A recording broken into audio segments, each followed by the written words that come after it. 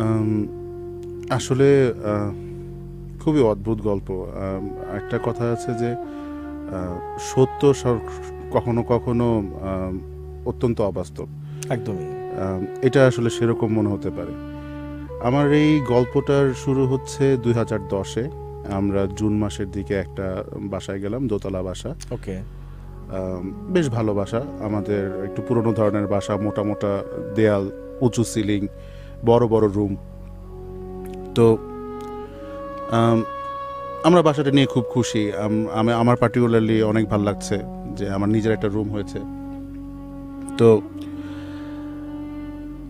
আমাদের ঠিক উপরের ফ্লোরে আমরা বাসাটা নেওয়ার কয়েকদিন পরে আরেকজন আন্টি আসলেন, এবং উনি কেন যেন আমাদেরকে খুব পছন্দ করে ফেললেন এবং উনি আমাদের বাসায় আসা যাওয়া করতেন।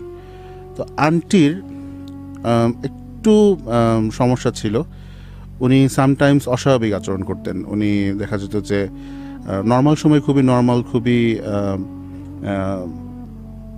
কেয়ারিং একজন মানুষ, কিন্তু যখনই এক সার্টেন টাইম আসতো ওনার, উনি দেখা যেত যে খুবই মানে রাফ বিহেভ করছেন। সামটাইমস খুবই ভারী ছেলেদের মতন গলায় কথা বলছেন, সরিষার তেল ইউজ করছেন প্রচুর, ঘর মুছছেন সমানে। তো আমরা ধরে নিয়েছিলাম যে হয়তো বা এটা তার একটা ফেজ, একটা মানসিক কোনো একটা ইয়ে থাকতে পারে। তো আমরা ওরকমভাবেই চলতেছিলাম। তো একদিন আন্টি এসে আমার মাকে বললেন যে, আপা, আপনাদের এ বাড়িতে সমস্যা আছে। তো আমার মা বললেন যে, কী সমস্যা? বলছে, দেখবেন, টের পাবেন। তো আমরা মানে ওনার এই কথাগুলোকে আসলে আমরা ওরকম অর্থে খুব গুরুত্ব দিয়ে যে দেখার ব্যাপারটা, সেটা দেখতাম না। একজন প্রতিবেশী, তার সঙ্গে ভালো সম্পর্ক, এইভাবেই আমরা মেনটেন করছিলাম। প্রথম সমস্যাটা হলো আমার মাকে নিয়ে। আমাদের যে ড্রয়িং রুমটা ছিল সেটা আসলে একটু ভেতরের দিকে, এবং রুমটা ঠান্ডা থাকতো সব সময়। তো আমার মা, ওনার ইনসমনিয়া ছিল। তো উনি দেখা যেত ভোরবেলার দিকে যখন ওনার ঘুম আসতো, উনি ড্রয়িং রুমে এসে, একটা ডিভান পাতা থাকতো, সেই ডিভানে ঘুমাতেন। তো একদিন উনি ভোরবেলার দিকে বিকট চিৎকার দিলেন। আমি আমার বাবা আমাদের রুম থেকে উঠে দৌড়ে গেলাম। কী ব্যাপার? আমার মা কথা বলতে পারছেন না, স্বাভাবিক হতে পারছেন না, ওনার শাশুড়ি কাঁপছে। তো ওনাকে একটু স্বাভাবিক করার পরে আমরা যেটা জানতে পারলাম যে উনি ঘুম থেকে, তো ওনার ঘুম ভেঙে গিয়েছিল, উনি চোখ খুলে দেখেছেন যে তার মুখের উপরে একটা মেয়ে ঝুঁকে আছে, এরকম একটা কিছু। এবং মেয়েটা তারপরে আস্তে করে সরে গিয়ে ওনার পায়ের কাছে বসেছে এবং তারপরে নাকি মিলিয়ে গেছে। আমি প্রথমেই বোকার মতন বলে ফেলেছি, তুমি স্বপ্ন দেখছো আম্মা। তো আমার মা খুবই হার্ট হলেন ব্যাপারটাতে, যে ওনাকে কেউ বিশ্বাস করতেছে না। তখন আমার বোনের ছেলেটা মাত্র 1.5 বছর 2 বছর বয়স, অল্প করে কথা বলে, হাঁটা শিখেছে। ও একদিন ওই রুমটাতে দিনের বেলা অন্ধকার অবস্থায় ঢুকে গিয়ে বিকট চিৎকার দিয়ে বের হয়ে আসলো, কিন্তু ও বলতে পারছে না যে আসলে কি হচ্ছে।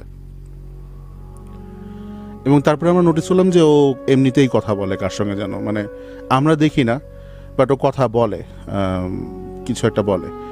তো তখন আমি একটা কোচিংয়ে ক্লাস নিতাম। তো একদিন সন্ধ্যায় বাসায় ফিরে আমি কাজ করছি, প্রশ্ন করতে হবে। তো ইউজুয়ালি আমার মা কখনো হচ্ছে এই সময়ে আমার ভাগনাকে অ্যালাউ করে না আমার রুমে আসতে, কারণ ও খুবই ডিস্টার্ব করে। তো আমার রুমে সামহাও চলে এসছেন, দেন বারান্দার দিকে চলে গিয়ে কথা বলা শুরু করছে, এই তুমি কই চলে গেলা, এরকম। তো আমার মা তখন আমার দিকে তাকে মানে ইঙ্গিতপূর্ণ একটা লুক, গিয়ে আমার ভাগনাকে বারান্দা থেকে কোলে নিয়ে এসে বলতেছেন, দাদা তুমি কার সঙ্গে কথা বলো? তো ও অনেকক্ষণ প্রশ্ন করার পরে ছোট করে ওর মতন করে উত্তর দিচ্ছে, ওই যে একটা মেয়ে কথা বলে আমার সাথে। তো তখন আমি আর আমার মা আবার একটু থতমত খেয়ে গেছি যে কি হচ্ছে আসলে।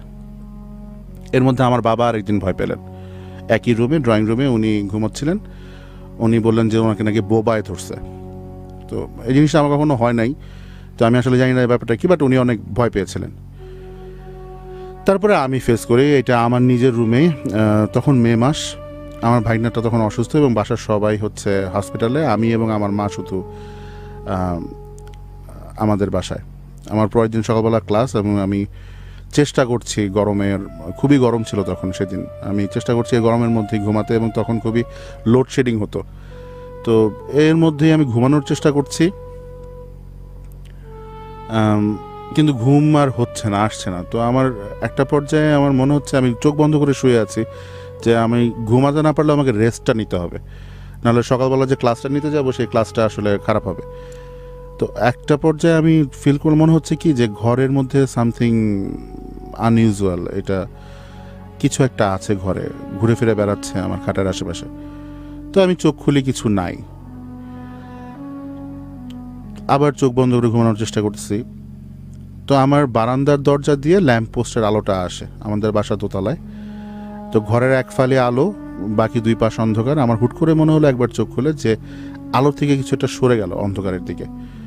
দেন আমি খুব ভালো মতন তাকানোর চেষ্টা করলাম এবং ফিল করলাম যে আমার মনে হচ্ছে যে ছায়া আমার আশেপাশে ঘুরে বেড়াচ্ছে এবং কিছু একটা ফিসফাস টাইপের কথাবার্তা বা এরকম কিছু আনইউজুয়াল গ্লিবারিশ কিছু ওয়ার্ড আসছে, যেগুলি আমি মানে বের করতে পারছি না। তো তখন আমি চিন্তা করলাম যে আসলে থাকার দরকার নাই এই রুমে, আমি গিয়ে আম্মুর সঙ্গে ঘুমাই। আবার চিন্তা করলাম যে এত বড় ছেলে, আমি গিয়ে ভূতের ভয় পেয়ে আম্মুর সঙ্গে ঘুমাবো, এটাই বা কেমন হয়। এসব ভাবতে ভাবতে একটা পর্যায়ে চিন্তা করলাম না, আম্মুর সঙ্গে ঘুমানো এমন কিছু লজ্জার ব্যাপার না, আম্মুর সঙ্গে গিয়ে ঘুমাই। তখন আমার আতঙ্কে শরীর ঠান্ডা হয়ে গেল, কারণ হচ্ছে আমি দেখলাম যে আমার সারা শরীরে কোনো সেন্স নাই, আমি চেষ্টা করেও পাশ ফিরতে পারছি না বা উঠতে পারছি না। এবং আমি ফিল করছি যে ঘরের বাতাস ধীরে ধীরে খুব ঘন হয়ে যাচ্ছে, বাতাসে ধোয়া এবং কোরবানির পরে আবর্জনার যে একটা গন্ধ হয় সেরকম একটা গন্ধ।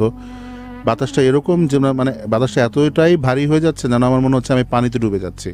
পানির নিঃশ্বাস দিয়ে আমি লিকুইড কিছু নেওয়ার চেষ্টা করছি, নট বাতাস। এবং আমি সিরিয়াসলি ভয় পাওয়া শুরু করলাম। আমি চিৎকার দেওয়ার চেষ্টা করেছি, কিন্তু আমার গলা দিয়ে কোনো সাউন্ড বের হয় নাই। তো আমি শরীরের সর্বশক্তি দিয়ে কোনো রকমে বিছানায় উঠে বসে ভাবতেছি যে আমার কি বাকিটুকু শক্তি হবে যে ঘর থেকে বের হয়ে দরজাটা খুলে যাব। এবং আমার চারপাশে যে শব্দগুলো হচ্ছে, হুটোপুটি হচ্ছে, ঘোরাফেরা করছে কিছু একটা ছায়ার মতন, আমি সব কিছুই টের পাচ্ছি। তো আমি তখন ভাবলাম যে আমি বাজি ধরে শ্মশান ঘাটে রাত কাটিয়েছি এক সময়, আমার এরকম মৃত্যু হবে এরকম চিন্তা আমার মাথায় চলে আসছে। কারণ আমার মনে হচ্ছিল যে না, আজকে আর সম্ভব হবে না, আমি গিয়ে উঠে দরজাটা খুলে এই ঘর থেকে বের হতে পারবো। তো যাই হোক, আমার তারপরে এখানে আমি পাস আউট হয়ে যাই বেসিক্যালি। এবং আমার জ্ঞান ফিরে 2 দিন পরে, প্রচণ্ড জ্বর, আমি হসপিটালে অ্যাডমিটেড এরকম একটা সিচুয়েশনে, এবং আমি প্রায় 2 সপ্তাহ ভুগেছিলাম। তো তারপরে আমি আর কখনো আমার মায়ের সঙ্গেই করি না। এবং এটার পরে আমার মা অনেক খোঁজ খবর নিল এবং আমার বাসায় একজন হাউসমেইডের কাছ থেকে জানা গেল যে আমরা যেই ফ্ল্যাটটাতে ছিলাম সেই ফ্ল্যাটটাতে প্রায় আমরা ওঠার 8-9 বছর আগে একটা অল্প বয়সী মেয়ে সুইসাইড করেছিলেন। এবং যেই রুমে আমার মা ভয় পেয়েছিলেন সেই রুমেই এই ঘটনাটা ঘটেছিল। এবং যেই সিলিং ফ্যানের হুক থেকে উনি সুইসাইডটা করেছিলেন সেটা তখনও আছে। আমরা এটা এক ধরনের ইরি ফিলিং, কিন্তু যে এই হুকটা থেকে একজন মানুষ সুইসাইড করেছে গলায় ফাঁস নিয়ে। তো আমরা তখন বাড়িওয়ালার সঙ্গে গিয়ে কথা বললাম যে কেন এই জাতীয় বিষয়ে গোপন করা হয়েছে আমাদের সাথে। তো উনি বললেন যে হ্যাঁ, এরকম ঘটনা ঘটেছিল এবং তারপরেও অনেক মানুষজন এখানে ছিল, কারো কোনো ক্ষতি হয় নাই। তো এটা নিয়ে ওনারা আর কোনো বাড়াবাড়ি করতে চান নাই, এই জন্য কিছু বলেন নাই। এবং ওনারা আশ্বস্ত করলেন যে ক্ষতি হবে না তেমন কিছু। তো আমরা যেটা হয় আসলে, আমার বাবা চাকরি করে না, আমি চাকরি করি। আমাদের মানে বাসাটা একটা খুঁজে বের করে বাসা চেঞ্জ করা ঢাকা শহরে, এটা যে হ্যাসেল, এই হ্যাসেলের সামনে ভূতের ভয় আসলে পরাজিত হয়ে গেছে।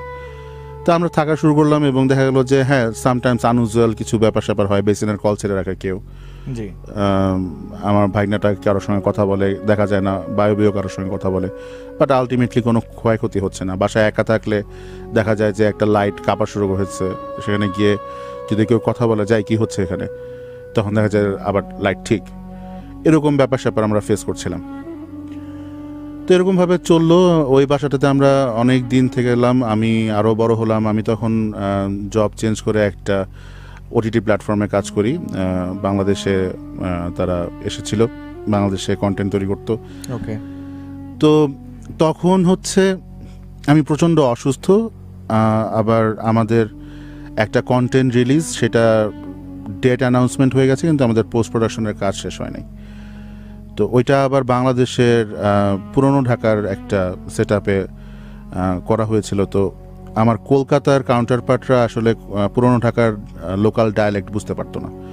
তা আমরা 24 আওয়ার্সই পোস্ট প্রোডাকশনে কাজ করতাম, subtitling and everything, particularly subtitling, কারণ ওরা যেই জিনিসটা বুঝতে পারছে না সেটা আমি বুঝিয়ে দিতাম যে এটা আসলে এইটা মিন করে। তো গভীর রাত, আমি প্রচণ্ড অসুস্থ, আমি কোনো রকমের সেন্সে থেকে ফিডব্যাকগুলি দিচ্ছি। আমার বস বারবার ফোন দিচ্ছেন যে ফয়সাল তুমি ঘুমায় যাচ্ছ কেন, বারবার উত্তর দাও, তোমাকে প্রশ্ন করা হচ্ছে। আমি ওনার ফোন পেয়ে জেগে উঠে আবার ওনাকে হোয়াটসঅ্যাপে রিপ্লাই দিচ্ছি যে এটা এরকম এরকম হবে অ্যান্ড এভরিথিং। এমন সময় আমি বাসায় একলা, তখন আমার বাসায় কেউ নেই, সেম বাসায় আমার বেডরুমে আমি কাজ করছিলাম বিছানায় শুয়েই ল্যাপটপে।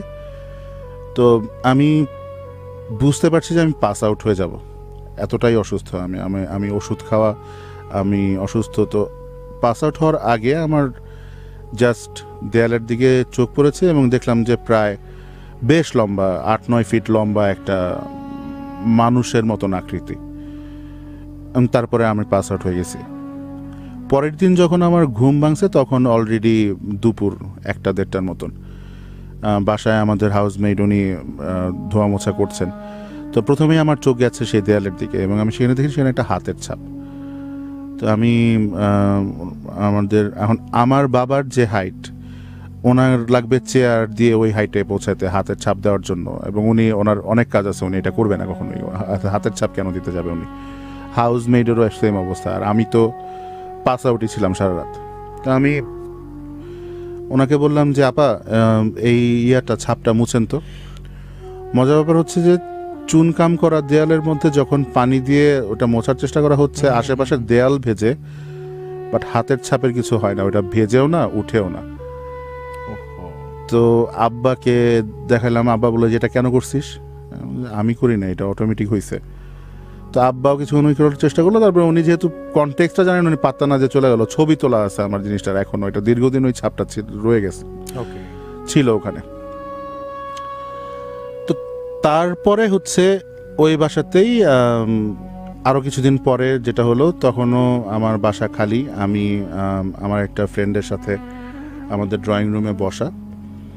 তো ড্রয়িং রুমটার যে ড্রয়িং রুমের সেট আপটা হচ্ছে যে ড্রয়িং রুমের ঢোকার দরজা, তার সঙ্গে একটু দেয়াল, তারপর একটা জানালা, যেটা জানালাটা অ্যাকচুয়ালি আমাদের ডাইনিং স্পেসের সঙ্গে কানেক্টেড। তো ডাইনিং স্পেসের থেকে আলো জ্বলছিল। সন্ধ্যা যখন হয় তখন হচ্ছে আমি আলোর ইসেতে আমি সিলয়েট দেখছিলাম আমার ফ্রেন্ডের। তো আমি সিলয়েটের কিছু ছবি তুলেছি, যে এটা মানে জাস্ট র্যান্ডম কয়েকটা শট, যে পরে আমি দেখবো এডিট করে ইনস্টাগ্রামে দেওয়া যায় কিনা। তো রাতেরবেলা যখন আমি ছবিগুলো নিয়ে বসছি, তখন আমি একটা অদ্ভুত জিনিস আবিষ্কার করলাম, যে দেয়ালের ওখানে যেখানে অন্ধকার জমাট বাঁধা, সেখানে একটা মানুষের অবয়ব, এবং সেটা কয়েকটা শট যখন নেওয়া হয়েছে আমি দেখলাম যে একটু একটু করে তার ফেশিয়াল এক্সপ্রেশনটা চেঞ্জ হয়ে যাচ্ছে। আচ্ছা, চেঞ্জ হয়ে যাচ্ছে, এবং এটা মানে একটু ভয়ঙ্কর দিকে চলে যাচ্ছে।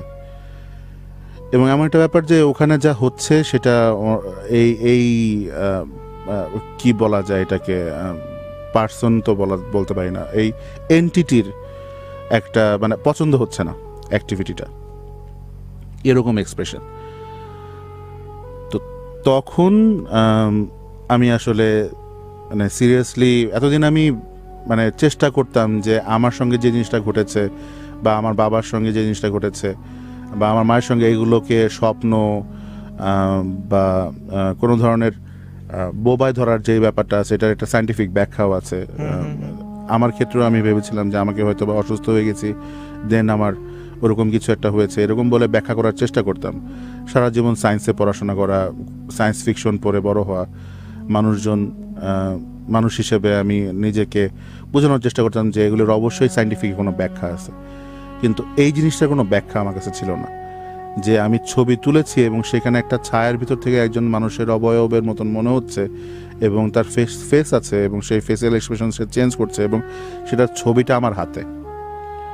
এমন যদি হতো যে আমি কার কাছ থেকে শুনতেছি, তাহলে পরে এটা ডিনাই করার একটা ব্যাপার থাকে।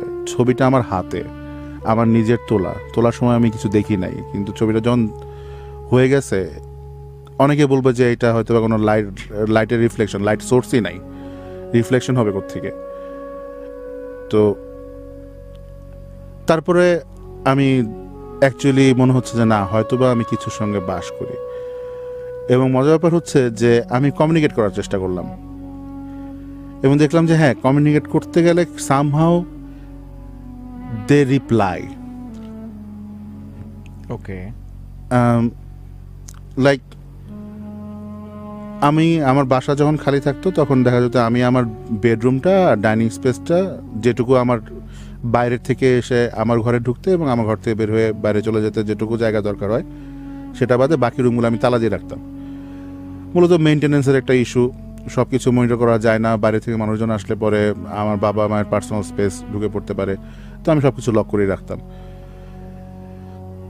তো একদিন আমার ভোরবেলা আমি উঠে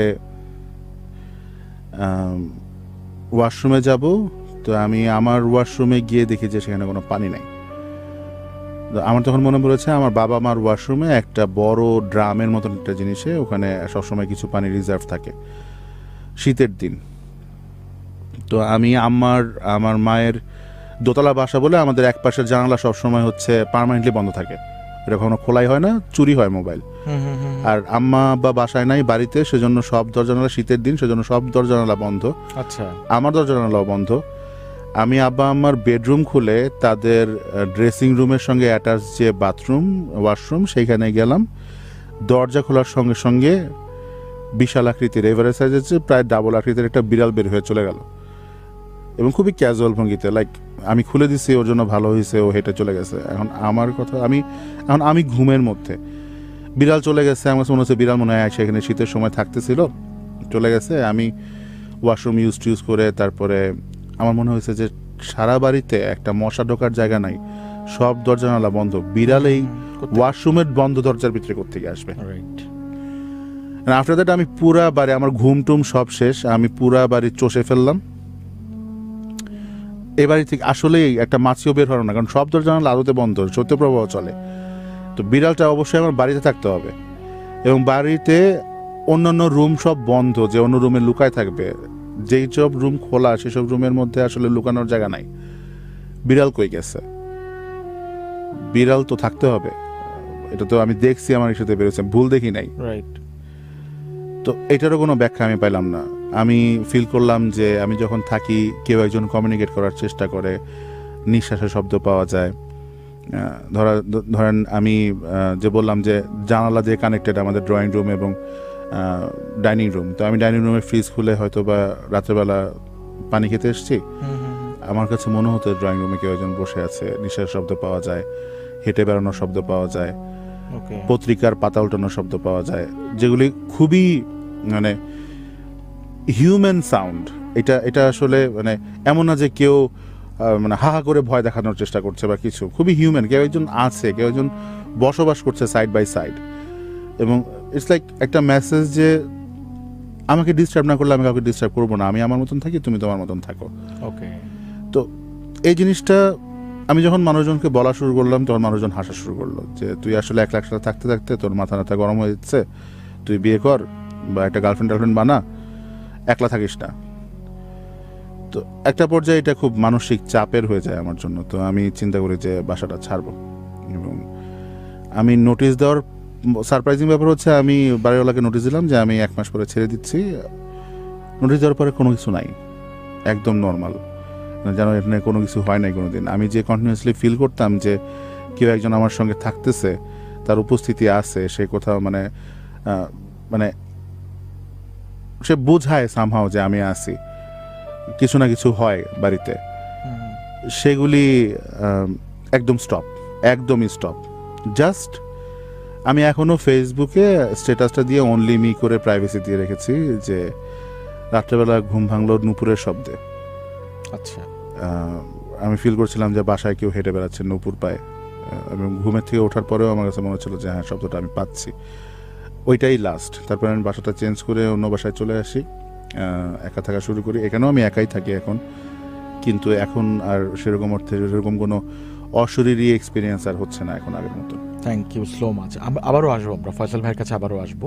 ভাই আসলে অশরীরী এই জগতের সঙ্গে কানেকশনটা আমার একটু পারিবারিক। প্রথমত আমার দাদা, তারপরে আমার মা, এবং এরপরে আমি। আমার দাদা বেসিক্যালি 21 বছর বয়সে বিপুল পরিমাণ সম্পদের মালিক হয়ে যান। আচ্ছা। ওনার পূর্ববর্তী পরপর 9 পুরুষ, ওনারা এক ছেলে করে সার্ভাইভ হয়ে আসতেন। ওনাদের বোন থাকতো, কিন্তু কেন যেন একাধিক ভাই হলে ওই ভাইটা বাঁচত না। তো আমার দাদা পর্যন্ত 9 পুরুষ এক পুরুষ করে আসছে। তো দেখা গেছে 9 পুরুষের যে সম্পত্তি, সেই সম্পত্তি পুরোটাই আমার দাদা পেয়ে গেছেন অতি অল্প বয়সে, 21 বছর বয়সে। তখন উনি ব্রিটিশ আমলে এন্ট্রান্স পাস করা। এত বিপুল পরিমাণ সম্পত্তি যখন ওনার হাতে চলে এসছে, উনি বেশ কিছু জমি বিক্রি করলেন এবং চিন্তা করলেন যে উনি যতদূর সম্ভব হয় পৃথিবীটা দেখবেন। এবং উনি খুবই আধুনিক মন মানসিকতার মানুষ ছিলেন।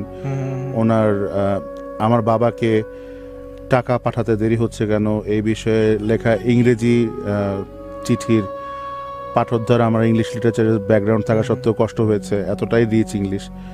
তো উনি পৃথিবী দেখতে বের হলেন এবং খুবই আধুনিক একজন মানুষ যে কিনা গান বাজনার সঙ্গে কানেক্টেড ছিলেন। উনি ফিরে এলেন খুবই প্র্যাকটিসিং একজন মানুষ হিসাবে, বড় দাড়ি, এবং একটা পর্যায়ে উনি প্র্যাকটিস করতে করতে এমন অবস্থা হলো যে ওনাকে দাওয়াত করে নিয়ে যেত যে আপনি তো এই ঈদে বুক হয়ে গেছেন, আচ্ছা, বড় ঈদে আমাদের নামাজটা পড়াবেন আপনি।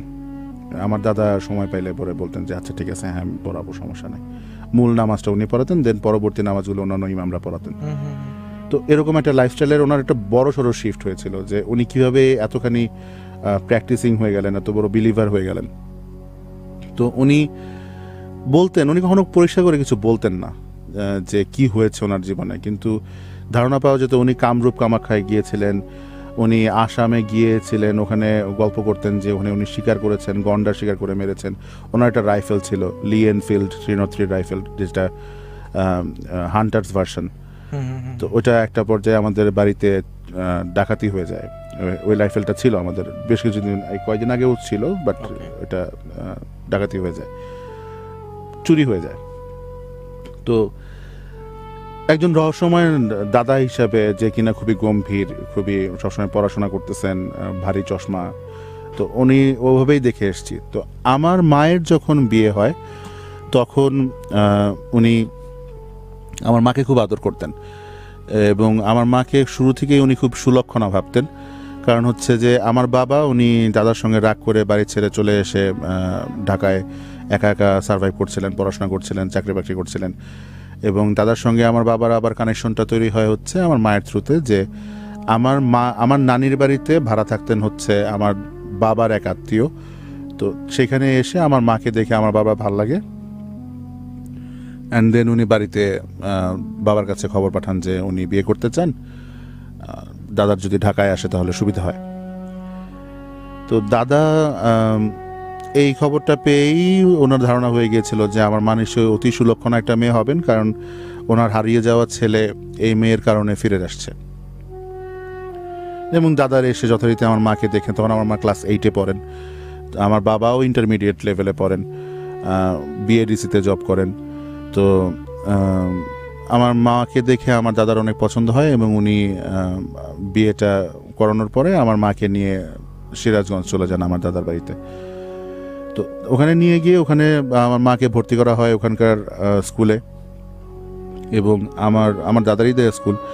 এবং সেখানে হচ্ছে আমার দাদা আমার মাকে গ্রুমিং করা শুরু করেন, ওনাকে ধর্মকর্মের দিকে মনোযোগ দেওয়া, নামাজ পড়া ইত্যাদি ইত্যাদি। এবং এটা যখন শুরু হয় তখন আস্তে আস্তে আমার মায়ের সঙ্গে তার কানেকশনটা হয়।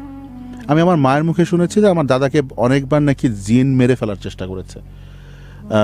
এমন হয়েছে যে আমার দাদা একটা বিচারের কাজ শেষ করে অনেক রাতে ফিরছিলেন। তো আমাদের রাজশাহী অঞ্চলে তো বিশাল বিশাল মাঠ, মাইলের পর মাঠ, মাঝখান দিয়ে হচ্ছে মাটির কাঁচা রাস্তা, দুই পাশে ফসলের ক্ষেত, এরকম একটা ল্যান্ডস্কেপ।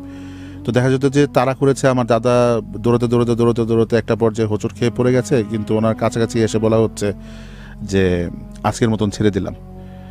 অ্যান্ড দেন আমার দাদা দেখতেন যে তার যেখানে উনি পড়ে গেছেন সেখানে উনি দেখলেন যে একটা দাঁতন, একটা মেসওয়াক করার তো ওই মেসওয়াক করার ইয়েটা আমার দাদা সবসময় সঙ্গে রাখতেন, যে উনি বিশ্বাস করতেন এটা নিশ্চয়ই খুবই পরহেজগার কোনো মানুষের ইউজ করা মেসওয়াক, এই কারণে এটার একটা মানে কোনো একটা রহস্যময় পাওয়ার আছে। তো এই প্র্যাকটিসিং মুসলিম হওয়ার পথে আমার মাকে আমার দাদা যে গ্রুম করছিলেন, নামাজ পড়া, প্র্যাকটিসিং ভাবে ধর্মকর্মের দিকেই করা, আমল করা, এগুলি করতে করতে আমার মায়ের সঙ্গেও কিছু জিনিস তো হওয়া শুরু করলো। একদিন আমার মা দেখলেন ভোরবেলা ফজরের নামাজ পড়তে যাবেন, তো উনি ঘরের দরজা খুলে দেখেন যে তার সামনে একটা সৌম্যকান্তি মানুষ দাঁড়ানো, এবং উনি দরজা খোলার পরে হাত বাড়িয়ে একটা কিছু অফার করছেন। আমার মার কোনো আইডিয়া নাই কি সেটা, আমার মা ভয়ে দরজা বন্ধ করে দিচ্ছে। বন্ধ করে দেওয়ার পর পরের দিন যখন আমার দাদাজানকে বললেন যে বাবা আমার সঙ্গে এরকম হয়েছে, তখন আমার দাদা খুবই রেগে গেলেন যে তোমার এত বড় সাহস, তুমি জানো এটা কে ছিল, তুমি এই জিনিসটা নাও নাই কেন? তো যাই হোক, এরকম ঘটনা আমি ছোটবেলা থেকে শুনে বড় হয়েছি। আমার মায়ের সঙ্গে নাকি জিনের কথা হতো, একসময় জিন বলতো যে সে কারো ক্ষতি করে না। আমার বড় বোন তখন ছোট, আমার বোনকেও দেখে রাখে। আমার বোন খাটের থেকে হামাগুড়ি দিয়ে পড়ে যাওয়ার চেষ্টা করে সবসময়, পড়ে না কেন, কারণ সে ধরে রাখে। এরকম অনেক কথা আমরা শুনতাম। তো ওইটা সামহাও পরবর্তীতে আমার সঙ্গেও ঘটলো আমাদের প্রিভিয়াস বাড়িতে। এখন আমি যেখানে আছি সেখানে বেশ ভালো আছি, এখানে ঠিকঠাক আছি, কোনো সমস্যা হচ্ছে না। আমার কথার টোনে মনে হতে পারে যে আমি মিস করছি ব্যাপারটা, বাট আসলে সেটা না। আমি মিস করছি না, আসলে মিস করার মতন কিছু না অনেস্টলি। অলরাইট, সো ফয়সাল ভাইয়ের কাছ থেকে আমরা বেশ কিছু ঘটনা শুনছিলাম। সো ফয়সাল ভাইকে আমরা আজকের মতো বিদায় দিব, এবং একই সঙ্গে যেটা বলবো, যদি আগামী পর্বে আপনি আসতে চান আপনার ঘটনাগুলো বলতে ভূত স্টুডিওতে, সিম্পলি RBS তারপর আপনার নাম, আপনার লোকেশন অ্যান্ড প্রফেশন লিখে পাঠিয়ে দিবেন 26969 নাম্বারে। So thank you so much Faisal ভাই, এই যে সারাদিনের এত ব্যস্ততা, এরপর এই যে রাত্রিবেলা এসে আমাদেরকে সময় দেয়া, তো ব্যাপারটা খুব ভালো লাগলো। আই এম ভেরি গ্রেটফুল যে আমাকে এখানে আনা হয়েছে। জি, ও যেটা বলছিলেন যে নিজের কিছু ঘটনা পাশাপাশি কালেকশন করেছেন কিছু স্টোরি আপনি আজকে এখানে আসার জন্য। প্রথম আমাদেরকে কোন ঘটনাটা শোনাবেন? ঢাকার বাইরের কোনো ঘটনা? হ্যাঁ, সাভারের। ওকে, শুনি আমরা। এখন যে ঘটনাটি আমি শেয়ার করব, এটি আমার ফ্রেন্ডের সাথে ঘটে যায় একটি ঘটনা। আমার ফ্রেন্ডের নাম হচ্ছে নৌরিন আফরিন নাদিয়া। তো তার মুখ থেকে আমি শুনি ঘটনাটি। চলুন শুনি। আমার ফ্রেন্ড যেভাবে আমাকে বলেছে আমি সেভাবেই শেয়ার করছি। ও সাভারে একটি বাসায় থাকে। তো ওর বাসায় নাকি কিছু প্যারানর্মাল ঘটনা ঘটে ওর সাথে, ওর পরিবারের সাথে। তো আমাকে যখন বলল ঘটনাটি, তো আমি বিশ্বাস করতে চাইলাম না। তো ও আমাকে যা বললো যে ওর বাবা মার সাথে প্রথম ঘটনাটি ঘটে। ওর বাবা মা প্রায়ই দেখতো রাত্রিবেলা যে নাদিয়া বারান্দায় দাঁড়িয়ে, মানে রাত্রিবেলা বারান্দায় দাঁড়িয়ে বিড়বিড় করে কি যেন বলতো। তো এমন সময় নাদিয়া হয়তো বা তার ঘরে ঘুমাতো, অথবা সে পড়াশোনা করতো ঘরে বসে। তো এরকম বেশ কয়েকবার নাদিয়ার বাবা মা দেখে যে তার মেয়ে বারান্দা দাঁড়িয়ে বিড়বিড় করে কিছু বলছে। তো একদিন নাদিয়াকে আর কি জিজ্ঞেস করলো যে তুমি বারান্দায় দাঁড়িয়ে, মানে সকালবেলা জিজ্ঞেস করলো যে তুমি বারান্দায় দাঁড়িয়ে কি এরকম বিড়বিড় বলো রাত্রেবেলা? তো নাদিয়া বললো যে না, আমি তো ঘরে থাকি, আমি হয়তো বা পড়াশোনা করি বা আমি বিশ্রাম করি এরকম। নাদিয়ার বাবা মা একটু অবাক হয়। তো তারপরে নাদিয়ার সাথে ঘটনা ঘটে যে নাদিয়া পড়তেছে, একদিন নাদিয়া পড়তেছে পড়ার টেবিলে বসে, রাত 9টা কিংবা 10টা হবে। তো এমন সময় নাদিয়ার মনে হলো যে ওর পাশে কে যেন জোরে জোরে নিঃশ্বাস নিচ্ছে। আসলে ও ঘরে একা, কিন্তু মনে হচ্ছে যে মানে ওর পাশে বসে মানে কে যেন একটু বড় বড় নিঃশ্বাস নিচ্ছে। ও একটু ভয় পেয়ে গেল, ভয় পেয়ে মানে পিছনের দিকে ফিরে দেখলো যে কিছুই নেই, সব স্বাভাবিক। তো আরেক দিন ও এরকম রাত্রিবেলা শুয়ে রাত কয়টা বাজে খেয়াল নেই, তো এরকম শুয়ে ম্যাগাজিন পড়তেছিল। তো এরকম সময় তার মানে পড়ার টেবিল থেকে তার বিছানার পাশেই তার পড়ার টেবিলটা ছিল। তো তার পড়ার টেবিল থেকে একটা বই হঠাৎ করেই মানে ঠাস করে মাটিতে পড়ে গেল। সে লাফিয়ে উঠলো যে কি হলো, মানে বাইরে এরকম বাতাসও নেই, আর ফ্যানের বাতাসে তো টেবিল থেকে বইটা নিচে পড়ার কথা না। একেবারে টেবিলের মাঝখানে বইটা রেখেছে এবং সেখান থেকে বইটা পড়ে যায়। একটু ভয় পেল, ভয় পেয়ে ওর বাবা মার রুমে চলে যায়। তো এরকম বেশ কয়েকদিন ঘটনা ঘটে। আরেক দিন মানে ওর রুমে শুয়েছিল, ওর বাবা মা সম্ভবত বাহিরে গেছে, একা রুমে শুয়ে আছে। আর ওর বোন পাশের রুমে মানে টিভি দেখতেছে, মানে পাশের রুমে বসে টিভি দেখতেছে। তেমন সময় নাদিয়া মানে ফিল করলো যে ওর মানে পাশের রুমে ওর বোনের মানে ঘুমানোর শব্দ। তো নাদিয়া একটু চমকে উঠলো, চমকে উঠা বলে যে কে ঘুমায় কে। তারপর নাদিয়ার মনে পড়লো যে পাশের রুমে তো আমার বোন থাকে, মানে বোন আছে। ও দৌড়ে যায়, দেখে যে ওর বোন মানে মাটিতে মানে শুয়ে ঘুমাচ্ছে। তো মানে ধরে কি হয়েছে তোর বোন, কি হয়েছে, বলে যে মানে ওর বোন দেখে যে মানে একবার চোখ সাদা হয়ে গেছে, ওর চোখ সাদা হয়ে গেছে, মানে শুধু মানে মাটিতে পড়ে মানে মানে খিচুনির মতো উঠেছে এবং সে মানে ঘুমাচ্ছে। নাদিয়া একটু ভয় পেয়ে যায় এবং দৌড়ে মানে রান্নাঘরে গিয়ে এক মগ পানি নিয়ে ওর বোনের শরীরে ছিটায়, দেখে কোনো কাজ হচ্ছে না, ওর বোন আগের মতোই ঘুমাচ্ছে। তো তোর মনে পড়লো যে আমাদের ঘরে তো জমজমের পানি আছে। তো ও বুদ্ধি করে মানে ঘরে থেকে জমজমের পানি এনে যখনই মানে একেবারে যখন ওর বোনের শরীরে ছিটা দিয়েছে, তখন ওর বোন স্বাভাবিক, একেবারে নর্মাল, মনে হয় যে কিছুই হয়নি এরকম। ও একটু শান্তির নিঃশ্বাস নিল। তোর বোনকে জিজ্ঞেস করলো কি হয়েছে, কি দেখেছিলি। তো বললো যে আমি আপু এখানে কেন। ওর বোন বলতেছে যে আমি আপু এখানে কেন, আমি তো সোফায় বসে টিভি দেখতেছিলাম। তখন নাদিয়া বলে যে আচ্ছা আপু তোমার সাথে কি হয়েছিল, বা তুমি কিছু কি এরকম মানে প্যারানর্মাল কিছু দেখেছো। নাদিয়া বলল যে তুমি কি প্যারানর্মাল কিছু দেখেছো। তোর বোন বলল যে এরকম কিছু দেখিনি, তবে আমি যখন টিভি দেখতেছিলাম তখন মনে হলো যে মানে একটা মানে ছায়া মূর্তি মানে এই পাশ থেকে মানে রুমের এই পাশ থেকে দৌড় দিয়ে টিভি ক্রস করে মানে টিভি ক্রস করে আমার ওই মানে ডান পাশ থেকে দৌড় দিয়ে টিভি ক্রস করে আমার বাঁ পাশে চলে গেল এরকম। তখন আমি একটু ভয় পাই এবং তারপরে আমার কিছু মনে নাই। তো তখন মানে নাদি একটু ভয় পেল এবং এর কিছুক্ষণ পর ওর বাবা মা বাসায় চলে আসে বাহির থেকে। তো ওর বাবা মাকে ঘটনাটি বলার পরে ওর বাবা মা বলে যে কি এটা মজা করছো নাকি। বলে যে না বাবা, আমার সাথে যা ঘটেছে আমি এটাই বলছি এবং আমি যা দেখেছি। তোর বাবা বলে যে ঠিক আছে আমি দেখছি। পরের দিন সকালে মানে এরকম মসজিদের খাদেম হবে এরকম, তার কাছে যায় এবং বলে যে এই ঘটনা। তো বলে যে এটা স্বাভাবিক বা মনের ভুল হতে পারে, অথবা এরকম হয়েছে, ঠিক আছে আমি পানি পড়া দিতেছি। তো পানি পড়া দেয়। এই পানি পড়া খাওয়ার পরে বেশ কয়েকদিন ঠিক ছিল, মানে 10-12 দিন ওই পড়া পানিটা শেষ হওয়ার আগ পর্যন্ত তো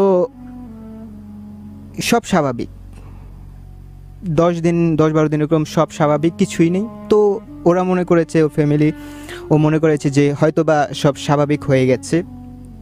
তখন একদিন রাতে ও রুমে ঘুমাচ্ছিল,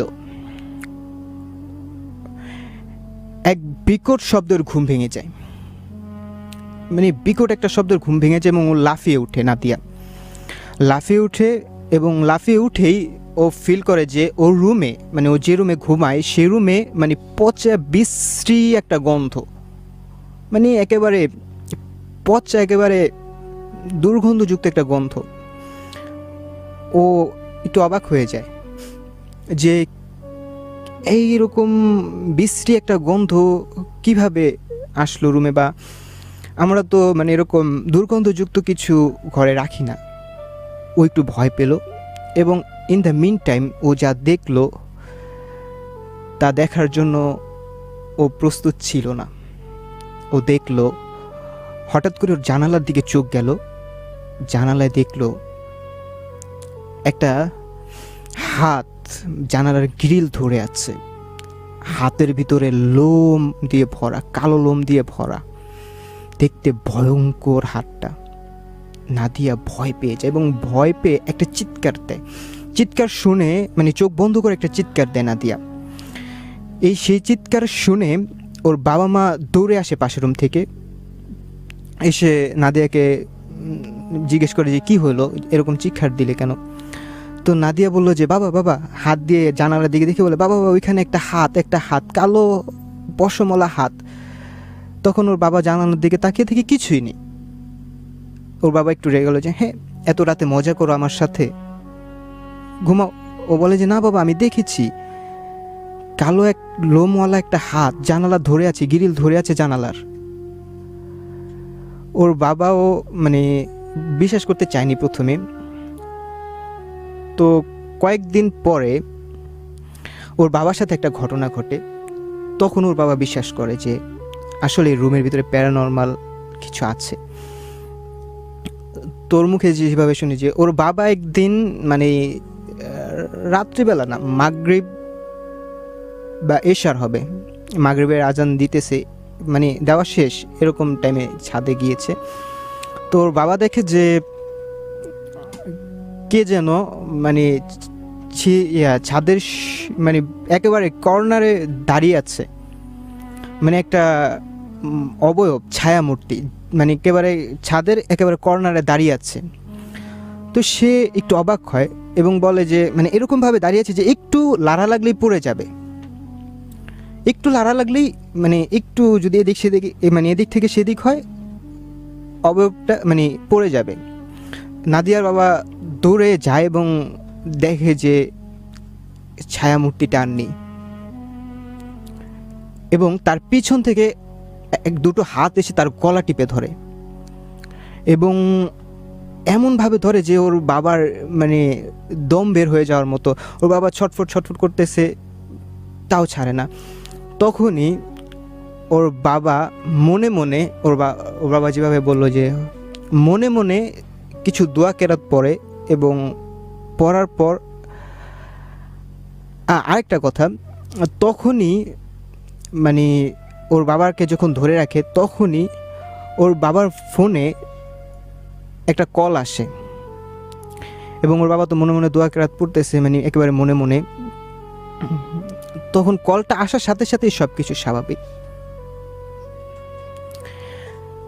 তো তখন ওর বাবা একটু ভয় পায় এবং ওর মার কাছে শেয়ার করে এবং যে ভাবে যে হ্যাঁ আসলে এই বাড়িটার ভিতরে প্যারানর্মাল কিছু আছে। তো আরেকটা মানে ওর বাবার সাথে ঘটনা ঘটার আগে ওর সাথে একটা ঘটনা ঘটেছে, এটা বলতে ভুলে গিয়েছিলাম। তো একদিন ও রুমে পড়াশোনা করতেছে আর ওর রুমের ভিতরে সাদা পর্দা লাগানো, মানে বাহির থেকে মানে ভিতর থেকে বাহিরের সব কিছু দেখা যায় এরকম মানে সাদা একটা পর্দা লাগানো। তো এরকম ও রুমে বসে পড়তেছে, ওর মা মানে ও শুনলো যে ওর মা ওকে ডাকতেছে, নাদিয়া নাদিয়া কোথায়, এদিকে আস। ও উঠে পর্দার মানে রুম থেকে বের হয়ে মানে রান্নাঘরে গেল যে মা ডাকতেছে, দেখে যে ওর মা রান্নাঘরে নেই। তো একটু অবাক হয় এবং ওর রুমে যায়, ওর মার রুমে যায়, দেখে যে ওর মা শুয়ে শুয়ে মোবাইল দেখতেছে। নাদিয়া বলে আম্মু বোধ হয় মানে নাদিয়া বললো যে আমি রান্নাঘর থেকে শব্দ পেয়েছি, আমার মা আমাকে ডাকতেছে, কিন্তু আমি দেখলাম যে আমার মা ঘরে। তো ওর মাকে জিজ্ঞেস করলো আম্মু তুমি কি আমাকে ডেকেছো? ও বলল মানে ওর মা বললো যে না আমি তো তোকে ডাকি নাই, তোকে ডাকতে যাব কেন? তোর একটু ভয় পায় এবং ওর মাকে বলে যে মা আমি তো শুনলাম তুমি আমাকে ডাকলে। তোর মা বলে আমি ডাকলাম কখন, আচ্ছা যাই হোক তুই রুমে যা পর। ও যখন রুমে আসে ও তখন ভয় পেয়েছিল যে ওর মা শব্দ, মানে ওর মা ডাকার শব্দ রান্নাঘর থেকে শুনতেছে, কিন্তু ওর মা বলে যে ওকে ডাকেনি। এমন সময় ও যখন রুমে আসলো, এসে খাটের উপর বসলো, বসে চিন্তা করতেছে, এমন সময় একটা ছায়া মূর্তি ওর মানে পর্দা ক্রস করে গেছে, মানে রুমের মানে দরজার এক পাশ থেকে অপর পাশে গেছে। মানে ছায়ামূর্তিটা, মানে ও যা দেখলো যে ছায়ামূর্তি বিশাল একটা ছায়ামূর্তি, মানে হাতগুলো জাস্ট, ও আমাকে বললো যে হাতগুলো মানে একেবারে পা ছাড়িয়ে গেছে এরকম মনে হচ্ছে ছায়ামূর্তিটার। ও ভয় পেয়ে যায় এবং তখন ও চিৎকার করে, মানে চিৎকার করতে চায় কিন্তু ওর গলা দিয়ে কোনো আওয়াজ বের হচ্ছে না, মানে চিৎকার করবে যে ওর মুখ দিয়ে কোনো আওয়াজ বের হচ্ছে না। আর ও যা দেখে যে মানে ছায়ামূর্তিটা দরজার এক পাশ থেকে আরেক পাশে যাচ্ছে, আরেক পাশ থেকে আরেক পাশে যাচ্ছে এরকম। তো ও চিৎকার করতে যায়, চিৎকার করতে পারছে না, গলা দিয়ে আওয়াজ বের হয় না। তখন ওর মাথায় কাজ করে যে হ্যাঁ তাহলে ওর কী করবো এখন। তো তখন বলে যে আমার আল্লাহ রহমতে আল্লাহ তাআলা এই সম্ভবত মনে করিয়ে দিয়েছে। তো আমার মোবাইলে আবার কিছু দোয়া কেরাত রেকর্ড করা ছিল, সূরা কালাম। তো আমি মোবাইলটা বের করে খুব দ্রুত, মানে আমি ভয়ে কাঁপতেছে শরীর, এমন সময় খুব দ্রুত মোবাইলটার স্ক্রিন খুলে এবং ডাউনলোড অপশনে গিয়ে আমি আয়াতুল কুরসি পাই সামনে, আল্লাহ তাআলার অশেষ রহমত। তো আমি আয়াতুল কুরসিটা ছাড়া মাত্র যখনই আয়াতুল কুরসিটা শুরু হলো তখনই সব কিছু স্বাভাবিক। তখনও দৌড় দিয়ে রুম থেকে বের হয়ে আর আম্মুর রুমে গিয়ে বলে মা আমি আর এই রুমে থাকবো না, এই রুমে আমি আর থাকবো না। ওর মা বলে যে কী হলো, প্রতিদিন একটা নাটক। তো বলে যে না মা আমি এই রুমে থাকবো না, আমি তোমার সাথে থাকবো। তো এরকম নাদিয়া ওর বাবা মার সাথে থাকে বেশ কয়েকদিন। তো এরকম ওর বাবা একটা বড় হুজুরকে এনে, মানে ও যে রুমে থাকে সে রুমে নিয়ে আসে এবং হুজুর শুনেই বলে যে, মানে ঢুকেই বলে যে এই বাড়িটা, মানে রুমে ঢুকেই বলে যে এই রুমে একটা অশরীরী আছে বা জিন আছে। জিনটার নামটা ভুলে গিয়েছি, মানে এরকম একটা জিন আছে যে জিনটা তোমার মেয়েকে বিরক্ত করে। বলে বিরক্ত করে, জিন আছে। তারপর নাদিয়ার বাবার সাথে যে ঘটনা ঘটে এটা হুজুরকে বলে। হুজুর বলে যে ঠিক আছে আমি কিছু দোয়া কেরাত পড়ে দিচ্ছি, তবে এই রুমটা ব্যবহার না করাই ভালো। এরকম বাড়ির মানে ড্রয়িং রুমে জোরে জোরে দোয়া কেরাত পড়ে এবং চারজনকে, মানে নাদিয়ার বোন এবং নাদিয়ার বাবা মা মানে সবাইকে একটা করে তাবিজ দেয়। বলে এই তাবিজটা সাথে রাখবা, আর যত দ্রুত সম্ভব পারো এই বাড়িটা ছেড়ে দিবে, কারণ এই বাড়িতে যতদিন থাকবা শান্তিতে থাকতে পারবা না তোমরা। তো এই ঘটনাটি যখন নাদিয়া আমাকে বলল আমি আসলে বিশ্বাস করতে চাইনি। আমি বললাম আসলে এগুলো মানে বানায় বলছো না তো? বলে যে না, একদম সত্য রিয়েল ঘটনা। তা আমি বিশ্বাস করতে চাইনি। আমি বললাম ঠিক আছে, তাহলে আমি সাবার যাব, তোমাদের বাসায় যাব এবং আমি দেখব কি আছে বা কি এরকম। তো আমি এরকম বৃহস্পতিবার মেবি বিগত বৃহস্পতিবার আমি সাবার যাই এবং নাদিয়াদের বাসায় উঠি। আমি সন্ধ্যার দিকে যাই সাবার, ওদের বাসায় উঠি এবং আপ্যায়ন করে, সুন্দর আপ্যায়ন। তো এরকম আমি বললাম যে কোন ঘরে ঘটনাটি ঘটে। বলে যে একটা রুম তালা দিয়ে রেখেছে, বলে যে এই রুমে ঘটনাগুলো ঘটে। এমনকি প্রতিনিয়তই আমরা ঘটনার শিকার হচ্ছি। আব্বু বলছে যে সামনের মাসে বাসাটা ছেড়ে দিবে। আমি বলছি ঠিক আছে। আমি তো সে রুমে ঢুকলাম, আমি নিজে সে রুমে ঢুকলাম, বললাম যে আজকে রাতে আমি রুমে থাকবো। তো আমি ঢুকে দরজাটা চাপিয়ে দিতে চাই। নাদিয়া বললো যে না, দরজা লাগানোর দরকার নেই, পরে তোমার যদি কিছু হয়ে যায় বা তোর যদি কিছু হয়ে যায় তাহলে ড্রাইভারকে নেবে, দরজা খোলা থাকুক। আমি বললাম ঠিক আছে। তো এরকম আমি রাতে শুয়েছিলাম, শুয়ে আমি মোবাইল ফেসবুক দেখতেছিলাম। এমন সময় মনে হলো যে মানে ঘরের লাইট মানে লাইটের যে সুইচগুলো থাকে সেই সুইচগুলো অন অফ হচ্ছে, ঘরে কেউ নেই, আমি একা, বাট আমার মনে হচ্ছে যে লাইটের সুইচগুলো কেউ যেন অফ করতেছে অন করতেছে। আমি একটু ঘাবড়ে যাই, কে? আর লাইটের সুইচটা আমার পায়ের কাছে ছিল, আমি লাফ দিয়ে উঠে উঠে বসে সুইচের দিকে তাকাই, স্বাভাবিক। এবং মনে হলো যে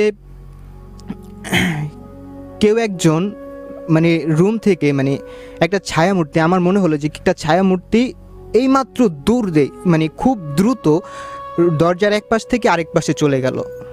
তো তখন আমি আর এই রুমে 1 মিনিট থাকলাম না, আমি বের হয়ে এসে বললাম যে তুই ঠিক বলেছিস, আসলে আমি ভুল ছিলাম, আমি আর এই রুমে থাকতে পারবো না। খুব দ্রুত আমি ওকে সাজেস্ট করলাম যে দেখ, খুব দ্রুত তুই এই বাসাটা ছেড়ে দে, হুজুর যা বলছে সেটা মেনে নে, খুব দ্রুত তুই বাসাটা ছেড়ে দে, কারণ এই বাসায় আসলে কিভাবে ছিলি তোরা আমি জানি না। তো এই ছিল ফার্স্ট স্টোরি। অলরাইট, সো প্রথম ঘটনা আমরা শুনছিলাম আমাদের প্রথম যিনি অতিথি, দ্বিতীয় যিনি অতিথি ওমর ফারুক ভাইয়ের কাছ থেকে। ফারুক ভাইয়ের কাছে যাচ্ছি, তার দ্বিতীয় ঘটনাটা এখন শুনবো। ওমর ফারুক ভাই, এই ঘটনাটা কোথাকার?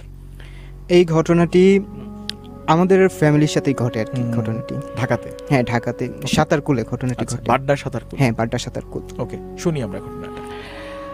বর্তমানে যে বাসাটায় থাকতেছি সেই বাসায় আমাদের ফ্যামিলির সাথে, মেবি আমার সাথেও বেশ কয়েকটি ঘটনা ঘটেছে।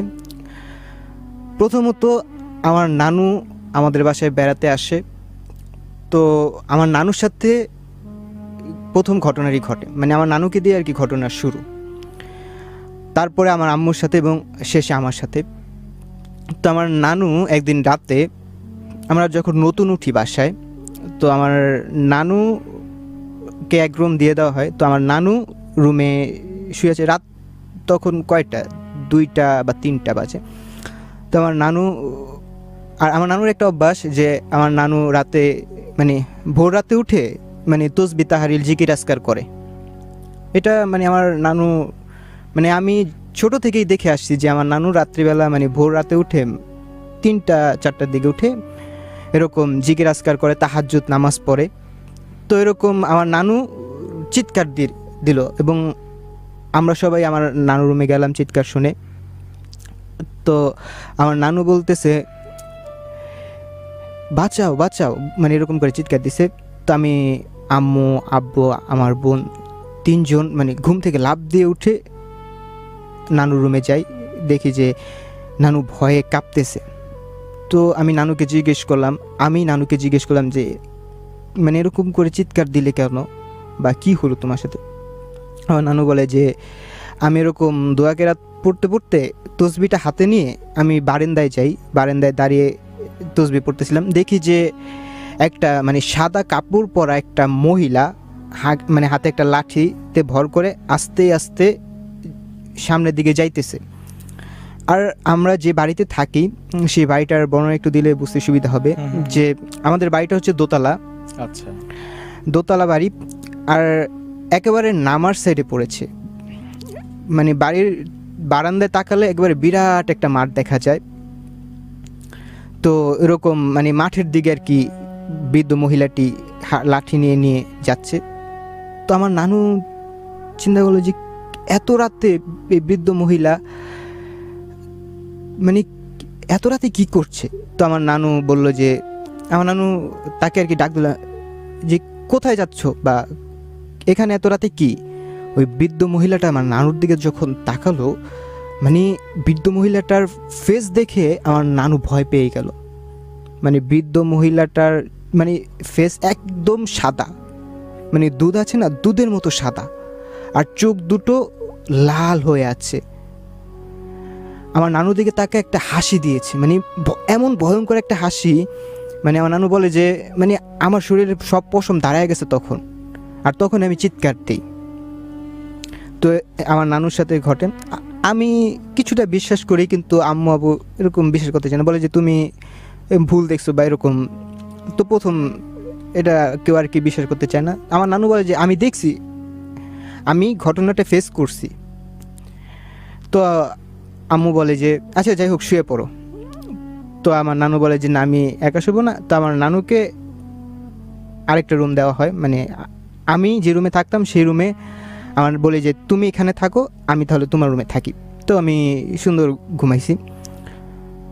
তারপরে মানে সপ্তাহখানিক পরে মাগরিবের সময় হবে, মানে মাগরিবের আজানের পর পর আমার আম্মু ছাদে যায়। আমরা মানে ছাদে কিছু গাছ লাগিয়েছি, ফুল গাছ এবং মানে ফুল গাছ, লেবু গাছ এবং ডালিম গাছ, এরকম কয়েকটা গাছ লাগিয়েছি। তো আম্মু মানে প্রতিদিন মানে সন্ধ্যার দিকে গিয়ে গাছে পানি দেয়, মানে এটা আম্মু প্রতিদিন আর কি দেয়। তো এরকম একদিন আম্মু ছাদে পানি দিতে উঠছে, আম্মু সুন্দর গাছে পানি দিতেছে, মনে হলো যে আম্মুর পিছে মানে আম্মুর পিছনে মানে কে যেন দ্রুত, খুব দ্রুত আম্মুর এক পাশ থেকে আরেক পাশে চলে গেছে। আম্মু খুব মানে দাঁড়ায় গেছে, মানে দাঁড়ায়, কি হলো, কে গেল? আম্মু বলে যে কে গেল, পিছন ফিরে দেখে যে কেউ নেই। ওকে। তো তারপরে আম্মুর পিঠে মানে আম্মুর পিঠে আর কি মানে মনে হলো যে খুব দ্রুত একটা কি যেন একটা পিঠ স্পর্শ করলো এবং এমন জোরে স্পর্শ করলো আম্মু ব্যথা একবার চিৎকার দিয়ে মানে চিৎকার করে উঠছে যে কি ব্যথা অনেক, এরকম মানে চিৎকার করে উঠছে। তো আম্মু ঘরে আসে, আসার পরে আম্মুর বোনকে মানে আমার খালাকে দেখায় যে পিঠে কি হয়েছে দেখতো। তো খালা দেখে যে 5 আঙ্গুলের একবারে ছাপ বসে আছে, পিঠ থেকে রক্ত পড়তেছে, মানে পিঠে মানে এরকম জোরে 5টা আঙ্গুলের চর মেরেছে পিঠের ভিতরে যে মানে একেবারে পিঠের এমনভাবে লাগছে বা এরকম ধারালো হতে পারে নখ, এরকম 5টা আঙ্গুলের ছাপ, পিঠ দিয়ে রক্ত বের হচ্ছে, এরকম অবস্থা। অলরাইট। তারপরে আমাকে আমার খালামুনি বলে যে তোমার রাত্রিবেলা বাইরে যাওয়ার দরকার নেই, তুমি ঘরে নামাজ পড়বে। আমি আবার 5 ওয়াক্ত নামাজ আমি মসজিদে গিয়ে পড়ি। এই মনে করেন 7 বছর থেকে আমি 5 ওয়াক্ত নামাজ জামাতের সাথে পড়ি। মাশাআল্লাহ। তো এরকম যে আমার খালা আমাকে বলে যে তুই রাত্রিবেলা ঘর থেকে বের হইস না, তুই যে ঘরে থাকিস সে ঘরেই থাক, দরকার হলে মাগরিব এসে এবং ফজর তুই ঘরে পড় নামাজ। যেহেতু এরকম একটা ঘটনা ঘটেছে, বলে যে মাগরিব থেকে এরকম রাতে যে নামাজগুলো তুই ঘরে পড়। আমি বললাম যে আমি মসজিদে গেলে কি সমস্যা, বলে যে না ঘরে পড়। তো আমি এরকম ঘরে নামাজ পড়ি।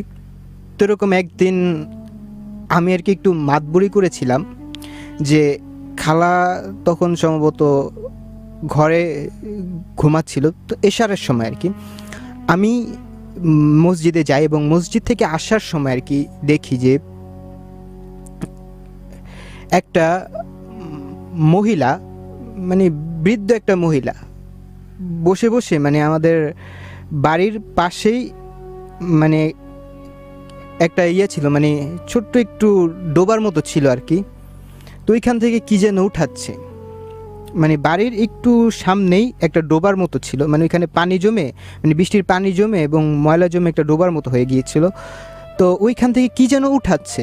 আমি একটু আগ্রহ নিয়ে ওই মানে বৃদ্ধ মহিলাটার কাছে যাই, গিয়ে আমি মানে বৃদ্ধ মহিলার থেকে মনে হয় 3-4 হাত দূরে হব আমি বললাম যে নানু এখানে কি করছো তুমি? বৃদ্ধ মহিলাটা আমার দিকে তাকানোর মাত্রই আমার নানুর কথাটা মনে পড়লো এবং সেম অবয়ব, মানে মুখ একবারে সাদা, চোখ দুটো লাল। আমাকে বলে যে মানে ভয়ঙ্কর একটা কণ্ঠে আমাকে বলে অবশেষে বের হলি, ভয়ঙ্কর একটা কণ্ঠে বলে অবশেষে বের হলি। আমি তো ভয় পেয়ে গেলাম এবং এক দৌড়ে মানে কোনো রকম গেট খুলে ঘরে গিয়ে মানে হাঁপাচ্ছি। এমন সময় আম্মু রুমে এসে বলে তুই বাহিরে গেছিলি না, তুই বাহিরে গেছিলি। আমি বললাম যে না আম্মু আমি বাহিরে যাইনি। বলে তুই হাঁপাচ্ছিস, আমি দেখে বলছি তুই বাহিরে গিয়েছিলি। আমি বলছি হ্যাঁ আম্মু আমি গেছিলাম। আম্মু বলে যে তোর খালা না করছিল? আমি বললাম যে আমি একটু মানে জাস্ট আজকেই তো গেলাম বাহিরে। আম্মু বলে যে তুই ভালো হবি না, এরকম আম্মু একটু বকাঝকা করে। তারপর প্রায় রাতে মানে মনে হয় যে সিঁড়ি দিয়ে কে যেন দৌড়ে উঠছে এবং নামছে, মানে বেশ কয়েকদিন রাতে। তো তখন একেবারে অতিষ্ঠ হয়ে আমরা আমাদের এলাকার ইমাম, মানে আমাদের ওখানে বড় মসজিদ আছে একটা, ওইখানের ইমামকে ঘটনাগুলো মানে আমার আব্বু বলে ঘটনাগুলো, যে এই ঘটনাগুলো ঘটছে। তো ইমাম সাহেব মানে শুনেই বলে যে আসলে এই বাড়িটা তো ভালো না।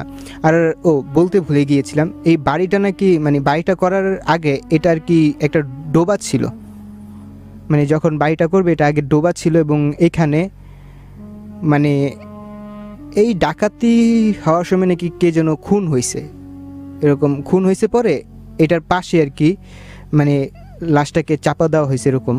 তো এই ঘটনা শুনে মানে আর কি তখন মানে ইমাম সাহেবের মুখ থেকে গল্পটা শুনে তখন আর আব্বুর রুচি হয়নি বাসায় থাকার। আচ্ছা, তখন আমরা খুব শীঘ্রই বাসাটা চেঞ্জ করি এবং অন্য একটা বাসায় উঠি। তো এই ছিল আমার নেক্সট স্টোরি, দ্বিতীয় ঘটনা ছিল। জি জি। অলরাইট, তো মোটামুটি কিন্তু মানে এই ধরনের ঘটনা অনেকের সাথেই ঘটে বিভিন্ন জায়গাতে।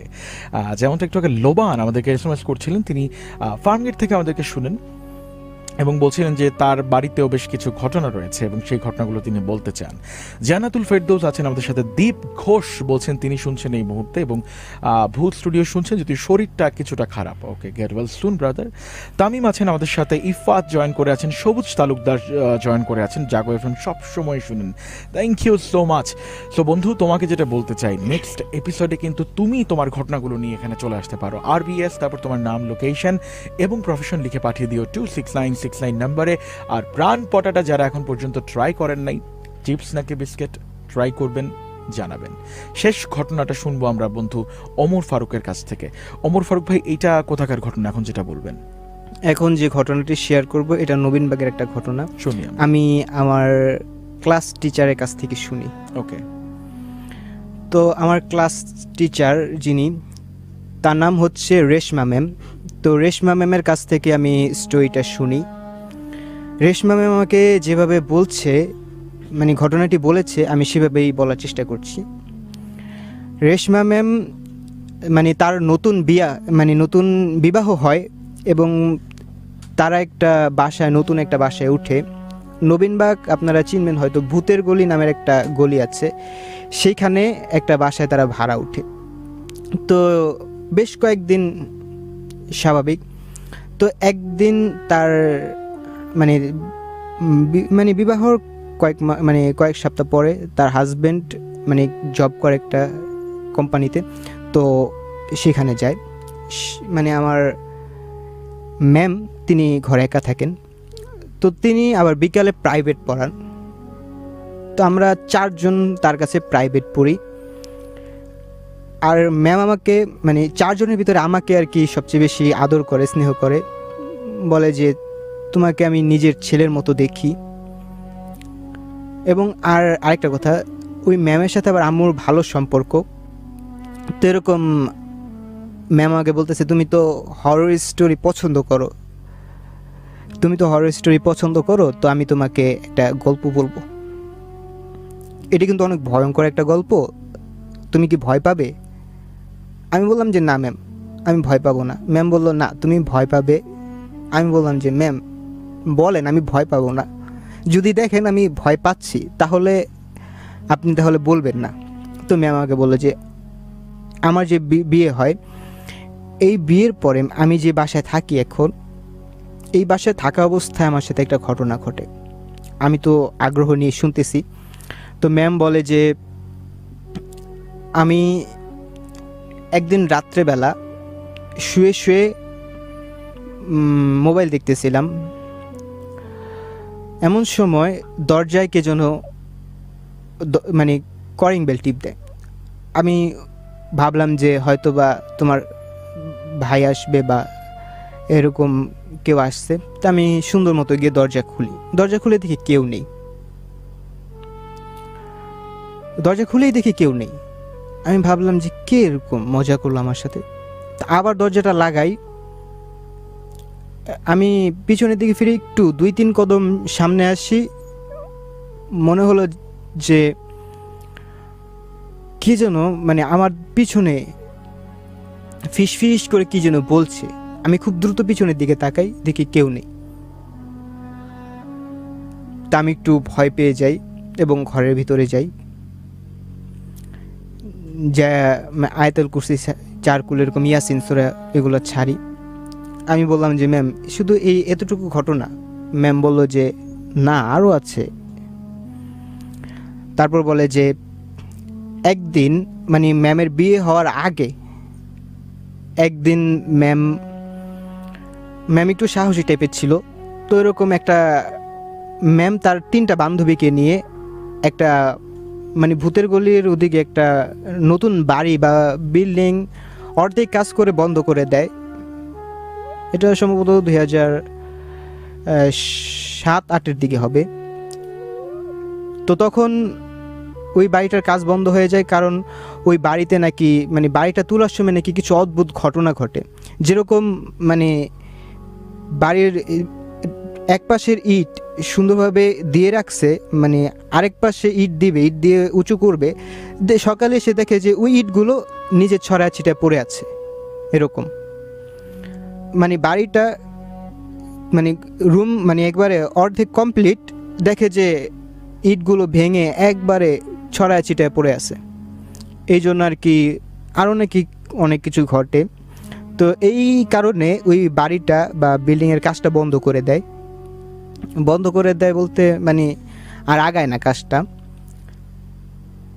এই কথাটা আমার ম্যামের বান্ধবী আমার ম্যামকে বলে। আমার ম্যাম মানে সাহসী টাইপের, এবং আমার ম্যামেরও একটা অভ্যাস ছিল যে মানে ভয়ঙ্কর কোনো কিছু মানে রিসোর্ট বা এরকম কিছু থাকলে সেখানে যাওয়া। তো এরকম আমার ম্যাম একদিন সন্ধ্যা বা রাতের দিকে হবে, তার ফ্রেন্ডদেরকে নিয়ে ওই বাড়িতে যায়। যাওয়ার পরে সিঁড়ি দিয়ে মানে ভিতরে ঢুকে এবং সিঁড়ি দিয়ে উপরে উঠে যখন ওই যেখান থেকে আর কি মানে যে অংশটুকু আর কি তুলতে পারতেছে না, ইট দিয়ে উঁচা করলে ভেঙে দেয়। এবং মানে কাজ করলে মানে কাজ অর্ধেক শেষ, রাতে মানে একেবারে অর্ধেক শেষ করে মানে যারা কাজ করে মিস্ত্রি তারা চলে যায়, সকালে এসে দেখে মানে ভেঙে ইট একেবারে ইটগুলো গুঁড়া অনেক ইট অনেক জায়গায় ছড়ায় আছে। তো ওই অংশে যায় বা ওই জায়গাটায় যাওয়ার পরে আমার মিস আর কি দেখে যে মানে আমার মিস সবার আগে উঠে এবং আমার মিসের ফ্রেন্ড আর সিঁড়ি দিয়ে উঠতেছে। এরকম আমার মিস যা দেখে তা ভাই বলার মতো না। দেখে একটা মানে মহিলা তার বাচ্চাকে মানে তার বাচ্চাটা মানে মানে বাচ্চার চেহারাটা মানে এরকম ভয়ঙ্কর মানে বলার বাইরে, দাঁতগুলো মানে বের হয়ে আছে, মহিলার মুখে কোনো মাংসের ছিটে ফোটাও নাই এরকম, আর বাচ্চাটার দাঁতগুলো বের হয়ে আছে, দাঁত একেবারে রক্তাক্ত। আর ওই মহিলাটার হাতে একটা মাংসের টুকরা, কাঁচা মাংসের টুকরা ওই বাচ্চাটাকে খাওয়াচ্ছে। এটা দেখে আমার ম্যাম জোরে একটা চিৎকার দেয়।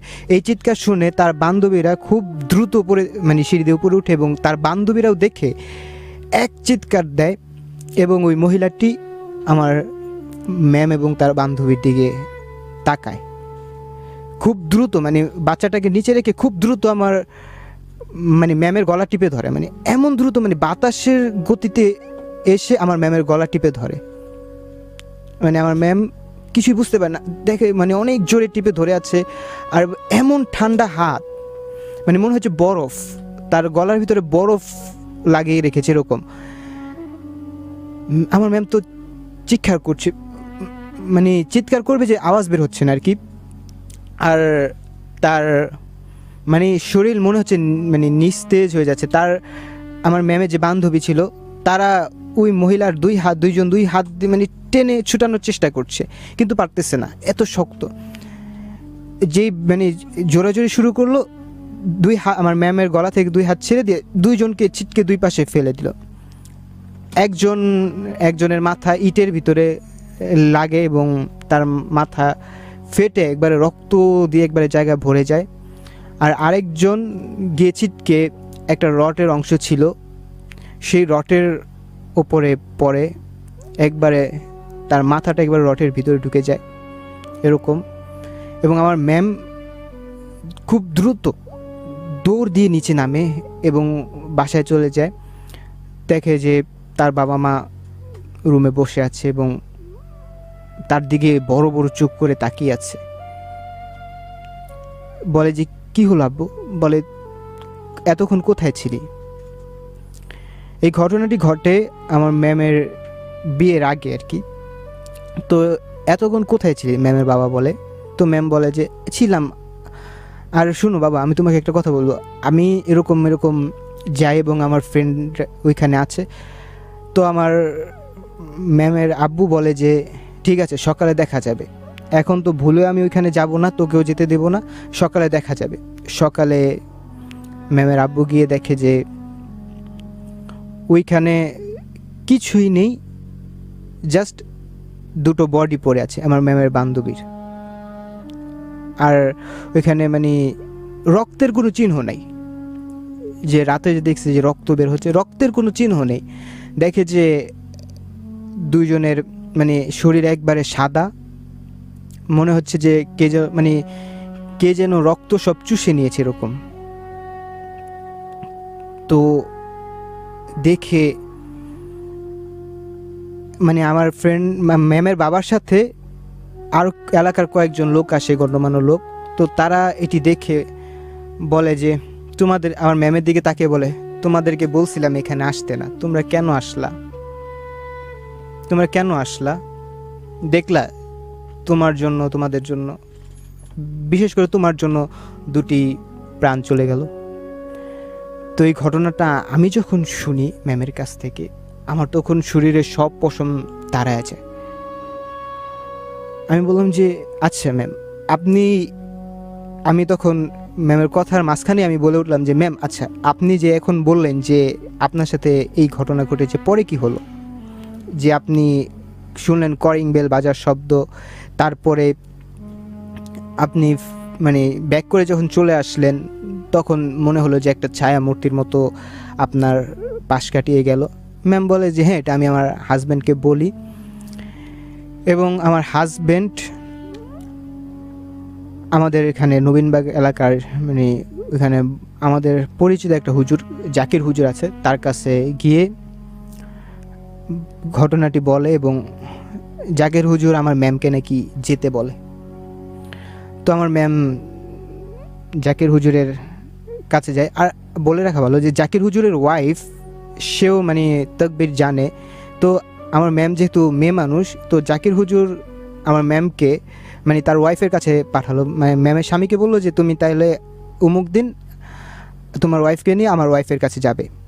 তো আমার ম্যামকে নিয়ে যখন যায় তার স্বামী, তো তিনি বলে যে মানে হুজুরের ওয়াইফ আর কি, যে ঝাড়ফুঁক করবে, সে আমার ম্যামকে দেখেই বলে তুমি সে না? আমার ম্যাম বলল কে? তো বলে যে ওই যে যে ঘটনা। বলে হ্যাঁ। বলে তোমার সাথে তো একটা জিন আসর করে আছে, মানে ম্যামকে দেখা মাত্রই বলে তোমার সাথে একটা জিন আসর করে আছে। আমার ম্যাম তো ডরে গেল যে কি বলেন, একটা জিন আমার সাথে আসর করে আছে। আমার ম্যামের স্বামীও একটু ভয় পেয়ে গেল যে কি। তো বলল যে ঠিক আছে, সমস্যা নেই, তুমি একটা কাজ করবা, কালকে সন্ধ্যা বা রাতের দিকে তুমি কিছু উপকরণ বলছে, মোমবাতি এরকম আর কি, মোমবাতি আগরবাতি এনে তুমি আসবা রুকিয়া করার জন্য। তারপর আমার ম্যাম সেই মোমবাতি আগরবাতি নিয়ে যায় রুমে, মানে হুজুরের স্ত্রীর রুমে। তো হুজুরের স্ত্রী তার কায়াঙ্গুল, মানে একেবারে ডান হাতের কায়াঙ্গুল ধরে, মানে জোরে একবারে জোরে চিপ দিয়ে ধরে আমার ম্যামের চেহারার দিকে তাকিয়ে আর কি। মানে আমার ম্যাম বলে যে আমার কায়াঙ্গুলটা যখন চিপ দিয়ে ধরেছে, আমি তখন চিৎকার মারলাম, ও মা গো বলে একটা চিৎকার মারলাম, মানে এত জোরে শক্ত করে ধরেছে। ধরে মানে ওই জাকির হুজুরের স্ত্রী যে রুকিয়াটা করবে, তকবিরটা করবে, সে বলল যে হাত দিয়ে ছেড়ে দিল, চুপ, মানে কোনো কথা বলবা না, একটা শব্দও বলবা না। সে আমার ম্যামের চোখের দিকে তাকে, মানে মুখের দিকে তাকে ইয়াসিন সূরা পড়তে শুরু করলো। যখনই ইয়াসিন সূরার মাঝামাঝি, যেমন ওয়াসাওয়াউন আলাইহিম আনজারতাহুম আম লাম তুনজিরহুম লা ইউমিনুন। এই অংশটুকু যখন পড়লো, আমার ম্যাম বলল যে এই অংশটুকু যখন পড়লো, যে এই অংশটুকু পড়ার পরেই আমার কিছু খেয়াল নেই।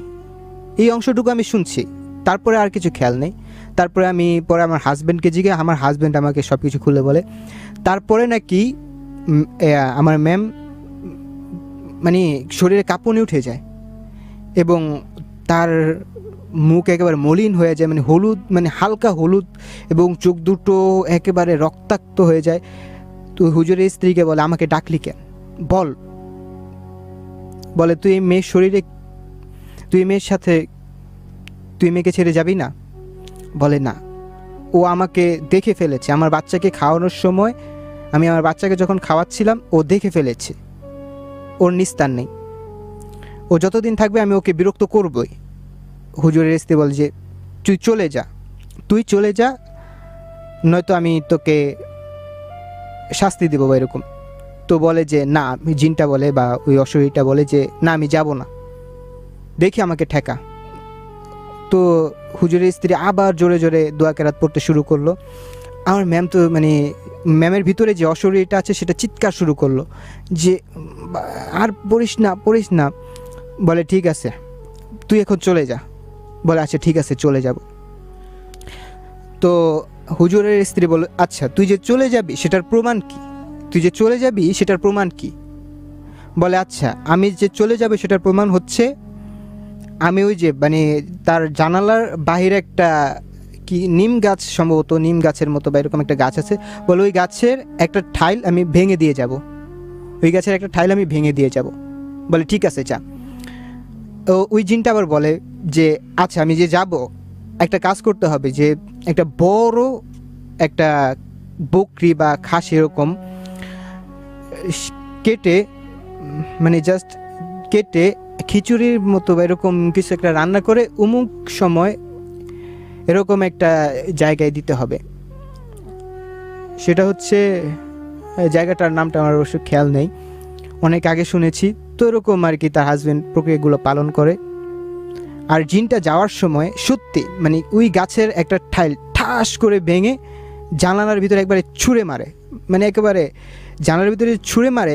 যে কিছু ছোট পাতা আছে, পাতাগুলো ছিঁড়ে এসে মানে ওই আমার ম্যামের হাজব্যান্ডের শরীরে মানে চলে আসে, এরকম এত জোরে আর কি ছিঁড়ে, মানে ঢালটা ভেঙে জানালার দিকে ছুঁড়ে মারে।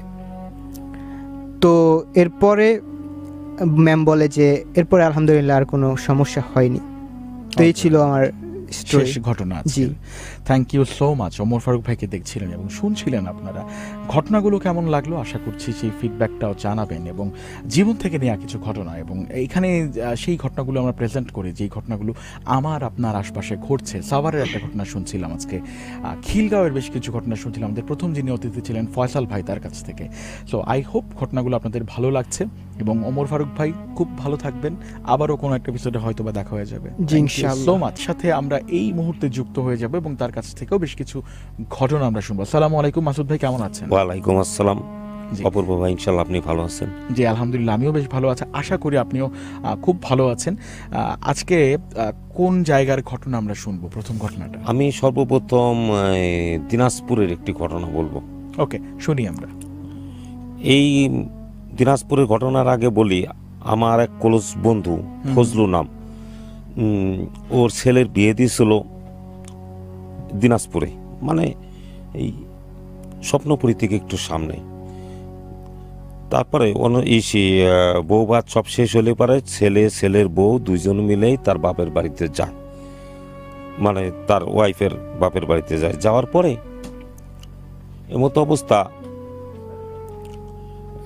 যেদিন ফিরেনি থাকে তার ওই দিন রাত্রে ফজলুর বিয়েন ফজলুকে একটা ভয়ানক একটি গল্প করে। সেই সময় আমরা 3-4 জন, বিশেষ করে আমি, কানু, বাবু, তারপরে লিটন মাস্টার এবং রতন রিসোর্টের মালিক রতন, এরা সবাই বলতেছে তুই চাপাবাজি গল্প করতেছিস। তারপরে আমরা বিএনের কাছে ফোন দিলাম, ফোন দেওয়ার পরে বিএন বললো যে না ভাই, সত্য ঘটনা। তারপরে ফজলুর ওয়াইফ, মানে আমার বন্ধুর ওয়াইফ, একজন পরহেজগার মহিলা তাহাজ্জুদ নামাজ পর্যন্ত আদায় করে, সে বলছে যে না ভাই ঘটনাটা সত্য। ঘটনা সত্য মানে ওই ফজলুর যে বিয়াই, তার একটা এই দোকান আছে, দোকান মানে মুদিখানার দোকান, মানে যে দিনাজপুর শহরের পাবনা সুইট মিটের পাশে অনেক অনেক অনেক চলে, সব কিছু চলে, চলার অবস্থায় এর ভিতর এক বৃদ্ধ একটা লোক আসছে দোকানে একদিন, বলছে যে ভাই আমি একটা এই আপনি তো তাবিজের অনেক কিছু বিক্রি করেন, তাহলে আমি আপনার কাছে একটা চামড়া বিক্রি করব। বলে যে হ্যাঁ আমাদের তো চামড়া অনেক সময় কাজে লাগে, যে মনে করেন যে জাফরান রং দিয়ে বিভিন্ন কালি দিয়ে বিভিন্ন তাবিজের কাজে লাগে। কয় ঠিক আছে, আপনি চামড়াটা বের করুন। বের করার পর দেখে অত্যন্ত মসৃণ চামড়া, ওই চামড়া সে কখনোই দেখে নাই। এই দেখার সাথে সাথে ফজলুর বিয়ের খুব পছন্দ হয়, বলেছে যে আপনি এই চামড়ার দাম কত? যত বলছে ঠিক তত দামে রেখে দিছে। সে তো মনের করতে ফুর্তিতে দোকানে রেখে দিছে। দোকানে রাখার পরে তার দোকানের 3-4 জন কর্মচারী আছে, কর্মচারীরা সাধারণত তার বাড়িতে পৌঁছেই দেয় এই মানে দোকান বন্ধ হইলে। এমতো অবস্থায় উনি বলছে যে আজকে ঝড় বৃষ্টি হয়েছে, যাও তোমাদের মতো তোমরা চলে যাও, আমি আস্তে আস্তে করে যাচ্ছি। যাওয়ার সময় ধান ক্ষেতের পাশে একটা নালা পড়ে, মানে ওখানে বর্ষা মৌসুমে কিছু মাছ দেখা যায়। এর ভিতর দেখে যে কয়েকটা শোল মাছ ঘোরাঘুরি করতেছে। তার তো লোভ লাগছে, তা বলছে যে শোল মাছগুলা উনি ব্যাগের ভিতর ঢুকেছে। সবচেয়ে আশ্চর্য বিষয় কি, শোল মাছ কোনো নড়াচড়া করে নাই, কিন্তু তারা জীবিত। আস্তে আস্তে সে তো মনের আনন্দে বাড়িতে যায়, বাড়িতে তার ওয়াইফকে দেখায় যে দেখো ধান ক্ষেতের পাশে এই শোল মাছগুলো পাইছি। কই না, মাছগুলো তো সুন্দর। কয় সুন্দর হোক যাই হোক, তুমি এখনই কাইটা এখনই রান্না করবা, মাছটা আমার খাইতে ইচ্ছে করতেছে। তখন সে করে কি রান্না করে নিয়ে যায়। রান্না করে নিয়ে যাওয়ার পরে যখন মাছটা কাটতে দিবে, সে চিৎকার দিয়ে এক চিৎকারে তার সেন্সলেস হয়ে যায়।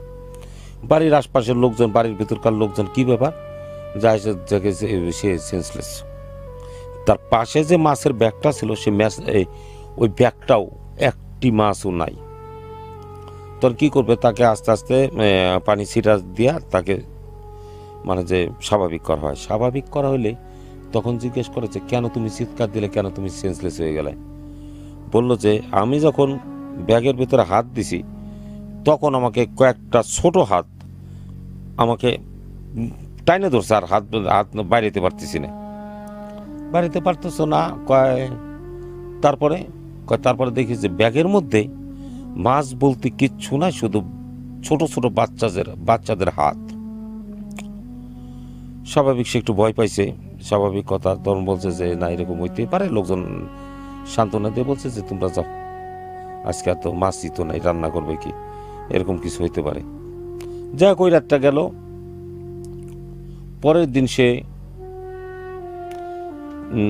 তার বাড়ির দিকে আসতেছে, রাত্রি বাজে 11টা। দোকান বন্ধ করার পর দেখে যে এই তার বাড়ির টিনের মানে যে টিনের গেট ছিল, টিনের গেট ধাক্কা দিছে। ধাক্কা দেওয়ার পরে দেখে যে বেশ কয়েকটা ছোট ছোট বাচ্চা খেলাধুলা করতেছে। তখন বলছে এই বাচ্চা, তোমরা কারা যে এই কথা বলার পর তার এই বেড়া টপকায়, তারা চলে যায়। চলে যাওয়ার পর স্বাভাবিক সে একটু টেনশনে পড়ে, এত রাত্রে বাচ্চা কিভাবে এই ওয়াল টপকাইল। তখন তার ওয়াইফকে ডাক দেয়, বললো যে এরকম এরকম বাচ্চা কয়েকটা খেলা করতেছিল। কয় না, এটা আমরা কোনো কিছু জানি না। যাই হোক, পরের দিন সে একই অবস্থা দেখে, বাচ্চারা লাফ দিয়ে খেলাধুলা করে। তখন তার ওয়াইফকে বলো যে তুমি কালকে থেকে তোমার ঘরের ভিতর এই গেটের ভিতর ঢুকেই দিবে, তারপরে তুমি বাসায় আসবা, তোমার কর্মচারীদের কাছে বলো। বলে ঠিক আছে। তার 2 দিন পরে তার উঠানে একটি লোক চাদর গাইতে মানে যে তার মুখটা দেখা যায় না। বলছে যে ভাই আপনি কি, আপনি আমার বাড়ির উপর কি চান? এই কথা বলার সাথে সাথে হঠাৎ করে সেও লাভ দিয়া ওই পাটখড়ির বেড়া পার হয়ে চলে যায়। এমন তো অবস্থায় সে তো চিন্তা করে যে এরকম বিষয়টা কি। বলে যে কর্মচারীদের বলে তোরা আমার একেবারে দুয়ার পর্যন্ত আগায় দিবি। কয় ঠিক আছে উস্তাদ। পরের দিন সে দেখে যে দরজার সামনে ওই লোকটাই বসে আছে। ওই লোকটা বসে আছে, বলে এই ভাই আপনার পরিচয়টা কি, আপনি আজকে বলেন তো। তারপর দেখেছে নিমিষে উধাও হয়ে গেছে। সে খুব ঠান্ডা হয়ে যায় যে বিষয়টা কি। এর মধ্যে একটি মৌলানা লোক আসে তার দোকানে। দোকানে আসলে পরে বলে যে ভাই তাবিজের কোনো কিছু কাগজ বা কোনো কিছু আপনার কাছে এই ধরনের জিনিস আছে? বললো যে হ্যাঁ আছে, তার সব মূল্যবান জিনিস আছে, আমার কাছে চামড়া আছে। বলে যে দেখি তো চামড়াটা দেখার পর ওনার পছন্দ হয়ে যায়, উনি লাভে বিক্রি করে দেয়। লাভে বিক্রি করে দেওয়ার পরে সে চলে যায়, সে তো মনের খুশি। সে বাসায় যায় এরকম আবল তাবল জিনিস সে কন্টিনিউ দেখতেই থাকে। 4-5 দিন পরে ওই মৌলানা সাহেব তার কাছে আসে, কয় ভাই আপনি আমাকে কি দিছেন? বলছে কেন, আমি তো চামড়া বিক্রি করছি। কয় এই চামড়াটা নেওয়ার পরে ছোট ছোট বাচ্চা বিভিন্ন অশরীর আমার বাড়ি থেকে সবসময় ঘোরাঘুরি করতেছে, পেতাত্তা, আমি খুব মুসিবতের ভিতর আছি ভাই। তাহলে বলতেছে যে আপনি তাহলে এক কাজ করেন, তাহলে আপনার মতো আপনি পদ্মা নদীতে ফেলাই দেন। বলেছে পদ্মা নদীতে আমি ফেলাবো মানে? আপনি আমারে ভিত্তির টাকা দেন, ওই টাকা দেওয়ার পরে আপনার চামড়া যা খুশি তাই করুন। একক আমি এই চামড়া নিব না। যাক, তার চামড়ার টাকাটা ফেরত দেয়। সে চিন্তা করে যে এইরকম মৌলবীর সাথে যেরকম ঘটনা ঘটছে আমিও তো তাইলে এর কিছু করতে পারবো না। উনি করে কি, পদ্মার ভিতর ওই চামড়াটা ফেলাই দিয়ে আসে। ফেলাই দিয়ে আসার পরে সে করে কি, বাড়িতে ফিরতে থাকে। দেখে যে ওই লোকটাই চাদর গায়ে দাঁড়ায় রয়েছে। তখন আর সে পালায় না, তখন ওই লোকটাকে বলে যে তুই কেমন আছিস? বলে যে আমি ভালো আছি, কিন্তু আপনাকে তো চিনলাম না। বলে যে আমি তোর কাছে কিছুদিন আগে একটা চামড়া বিক্রি করছিলাম, ওই চামড়াটা তুই আমাকে ফেরত দে। বলে যে ফেরত আমি দিব কিভাবে, আমি তো এমন অবস্থা একজনের কাছে বিক্রি করছিলাম, তার পরবর্তীতে আমি তার টাকা ফেরত দিয়ে আমি পদ্মা নদীর ভিতর ফেলাই দিই। কেন তুই ওই চামড়াটা আমার কাছে না জেনে ফেলাইছিস? তখন বলতেছে যে না এরকম অবস্থা, এই এখন কি করবে? বলে যে এখন আর কোনো আমার কাছে কোনো সলিউশন নাই।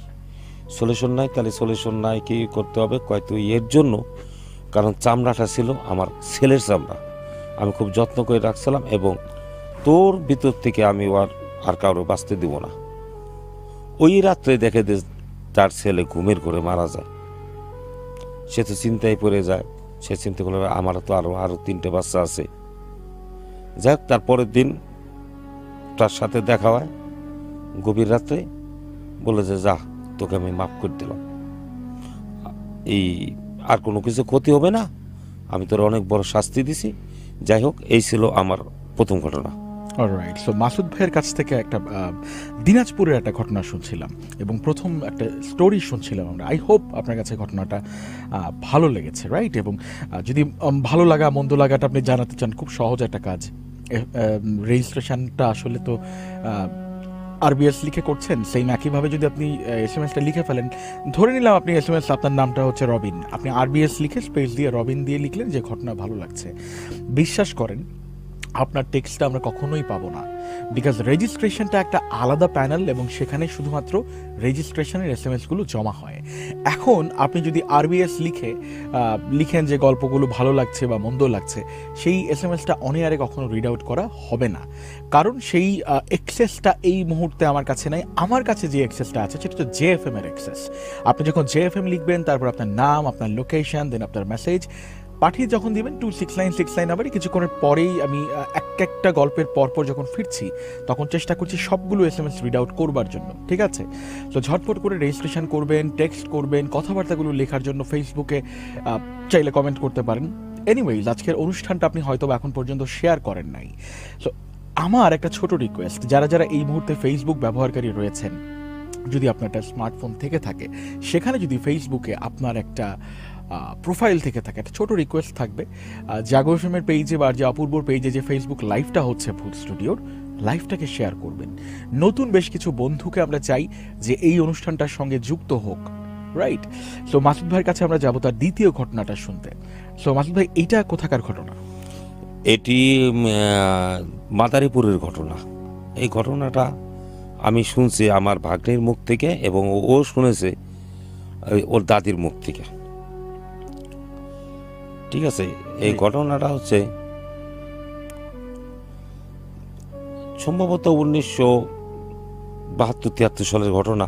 ঘটনার সময় ওই সময় করে কি, ওই কয়েকজন সেনা সদস্য মহান মুক্তিযুদ্ধের পরে এই সেনা সদস্যরা টহল দিত। একটা সময় করছে কি, ওই মাদারীপুরের একটা লোক, ওর নাম হচ্ছে রুহুল আমিন। ও রাত্রের ডিউটি বলে যে 3 জন ডিউটি আছে, আর সামনে আছে সেনাবাহিনীর অফিসার। যাই হোক, ওরা রাত 10টার পরে বেরোইছে গাড়ি নিয়ে। এর মধ্যে ঝড় বৃষ্টি সব কিছু, মানে ঝড় বৃষ্টি হয়েছে। তারপরে আস্তে আস্তে করে কি, তারা বলতেছে যে রাত 11টা বাজে, অফিসার বলতেছে চলো সামনে যাই একটু চা খাই আমরা। আবার ওদের নিয়ম আছে, আবার বিভিন্ন জায়গা সারা রাত ধরে শুধু গাড়ি নিয়ে ঘোরে না, বিভিন্ন মোড়ে কিছুক্ষণ সময় দাঁড়ায়, তারপর আবার গল্প গুজব করে, ই করে। তারপরে একটা দোকানে যায় চা পায়।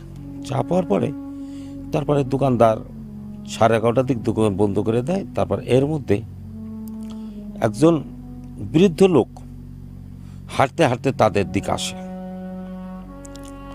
তখন সালাম দেয়, বললো যে সালাম দেয়, সালামের উত্তরও নেয়। বললো যে চাচা, আপনি এত রাত্রে আসছেন কেন? আপনার কি কোনো কিছু দরকার? কয় না, আমার কোনো কিছু দরকার না, আমি এমনি রাস্তা দিয়ে হাঁটতেছি। কয় তাইলে আপনি কি করবেন? আমি এমনি গল্প এই হাঁটতেছি, আর তোমাদেরকে বলি সামনে আমি একটা লাশ দেখে আইছি। বলো যে লাশ দেখেছেন? তা উনি করে কি স্বাভাবিক নেমে আবার গাড়ির পাশ দিয়ে হাঁটতে থাকে। পরবর্তীতে ডাক দেয় ওই বৃদ্ধ লোকটাকে, কিন্তু শোনে না কি, সে দাঁড়াই না। তখন ওরা ভাবছে যে কনফার্ম এই লোকটা পাগলে কি না বলে এসব কথা কইতেছে। এখন চিন্তা করে যে একজন বললো যে স্যার, আপনি তো বলতেছেন, তা আমাদের তো সময় আছে, চলেন একটু সামনে থেকে হাইটে আসি, মানে গাড়ি নিয়ে ঘুরে আসি। গাড়ি নিয়ে যাওয়ার পরে এর ভিতর রুহুল আমিন বলে যে স্যার, আমি একটু টয়লেটে যাব। বলে যে ঠিক আছে যাও, তাড়াতাড়ি আসো, জায়গাটা খুব নির্জন। বলে যে ঠিক আছে। যাওয়ার পরে 10 মিনিট 15 মিনিট হয়ে যায়, সে রুহুল আমিন আসে না। তখন সেনাবাহিনীর আর এক অফিসার বলে, আর একটা হিন্দু একটা লোক, ওর নাম হচ্ছে সন্তোষ। বলে যে সন্তোষ, তুমি যাও তো, ওর কোনো সারা শব্দ নাই, কিচ্ছু নাই। কারণটা কি? তৎকালীন সময় তার মোবাইল ছিল না, এই জন্য বলে কি সরাসরি যায়, তুমি দেখো ঝোপের ভিতর। এখন ও আসে না, প্রায় 15-20 মিনিট হয়ে গেছে। তখন বলল যে তাইলে আমরা এক কাজ করি, আমরা 3 জন মিলে চলো দিয়ে যাই, অবস্থাটা কি। ওই জায়গা ঝোপের ভিতরে যায় দেখি। ঝোপের ভিতরে যাওয়ার পর দেখে রুহুল আমিন সম্পূর্ণ সেন্সলেস, তার রক্তাক্ত শরীর সব কিছু। আবার এই আর একটা ছেলে ছিল সন্তোষেরও একই অবস্থা, 2 জনই সেন্সলেস হওয়ার পরে বলে যে সর্বনাশ হয়ে গেছে। কয় চলো আমরা এখানে আগে হসপিটালে ভর্তি করি। সেন্স কারণে মুমূর্ষ অবস্থা। যাই হোক, ডাক্তারের তত্ত্বাবধানে পরের দিন সে সুস্থ হয়, 2 জনই সুস্থ হয়। তখন ওই সেনাবাহিনীর কর্নেল সাহেব জিজ্ঞেস করে যে বলো তো রাত্রে কি ঘটনা ঘটছিল। বলে যে স্যার, আমি যখন প্রস্রাব করতে যাব তখন দেখি একটা লাশ 2টা কুকুর মিলে খাইতেছে।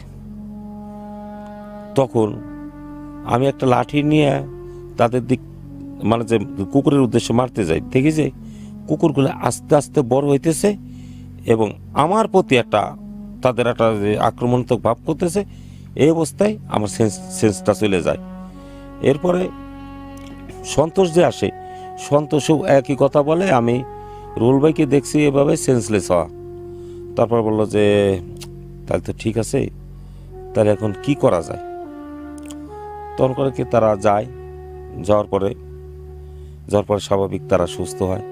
সুস্থ হওয়ার পরে এমন তো অবস্থায় ওই বিকাশ ওই কিছুদিন পরে দুর্গাপূজার ছুটিতে বগুড়াতে তার দেশের বাড়িতে যায়।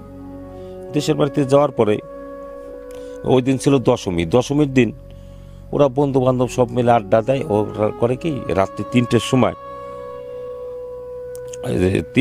ওকে বাড়ির দিকে ফিরতে থাকে। এর মধ্যে 2টা কুকুর খুব ঘেউ ঘেউ করতেছে আর ওকে অনুসরণ করতেছে। এই অবস্থায় 2টা কুকুর, সে দেখে যে কুকুর নাই। আবার কিছুক্ষণ পর হাঁটতে হাঁটতে দেখে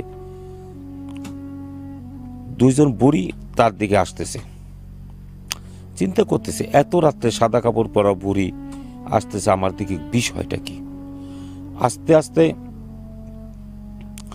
আস্তে সে ওই মহিলা 2টি, বৃদ্ধ মহিলা কুকুরের রূপ করে। এর ভিতর বলছে যে পিছন থেকে বলতেছে, তুই সেদিনকে বাইসে আইসোস, আজকে তোর বাঁচতে দেব না। অবস্থা করার পরে কুকুর যেই কি কামড় দিতে আসবে, তখন হঠাৎ করে দূর থেকে ফজরের নামাজের আজানের ধ্বনি আসে। আজান হলে পরে সে স্বাভাবিক হয়ে যায়। তারপরে সে বলে, তার মার কাছে বলে যে মা এরকম ব্যাপার, আমি এই জিনিস দেখছি। বলে যে তান্ত্রিকের কাছে নিয়ে যায়। তান্ত্রিক তখন বলল যে তোমরা 2 দিন পরে আসো, আমি একটু রিসার্চ করে নিই, তারপরে আমি তোমাদের জানাইতেছি। 2 দিন পরে স্বাভাবিকভাবে তারা যায়, বলে যে তোমরা একটা লাশ খাইতেছিলে, এই মানে যে 2টা জিন, কিন্তু তাদের খাওয়ার এইসির ব্যাপারে তুমি আর রুহুল খুব ডিস্টার্ব করছে, এই জন্যই তোমাদের কোনো রকমভাবে ছাড়িয়ে দিছি। এই সমস্ত বলার পরে সে বলে যে তাতে বিষয়টা অদ্ভুত। যাই হোক, ওই তান্ত্রিক অনেক কিছু তাবিজ দেয়, তারপর তারা স্বাভাবিক জীবনে ফেরত আসে। এই হচ্ছে অপূর্ব ভাই আমার দ্বিতীয় ঘটনা। অলরাইট, সো 2টো ঘটনা আমরা শুনছিলাম মাসুদ ভাইয়ের কাছ থেকে। অ্যান্ড অনেকেই রয়েছেন আমাদের সাথে, বলছিলাম যে ফেসবুকে জয়েন করতে ভুলবেন না। ফেসবুকে অনেকে রয়েছেন, যেমনটা শরীফা বলছেন তিনি এই মুহূর্তে শুনছেন এবং রাত্রেবেলা এই মুহূর্তে ভূত স্টুডিও শুনতে শুনতে সবাই মিলে হচ্ছে হালকা করে স্ন্যাক্স খাচ্ছি। Right, very good.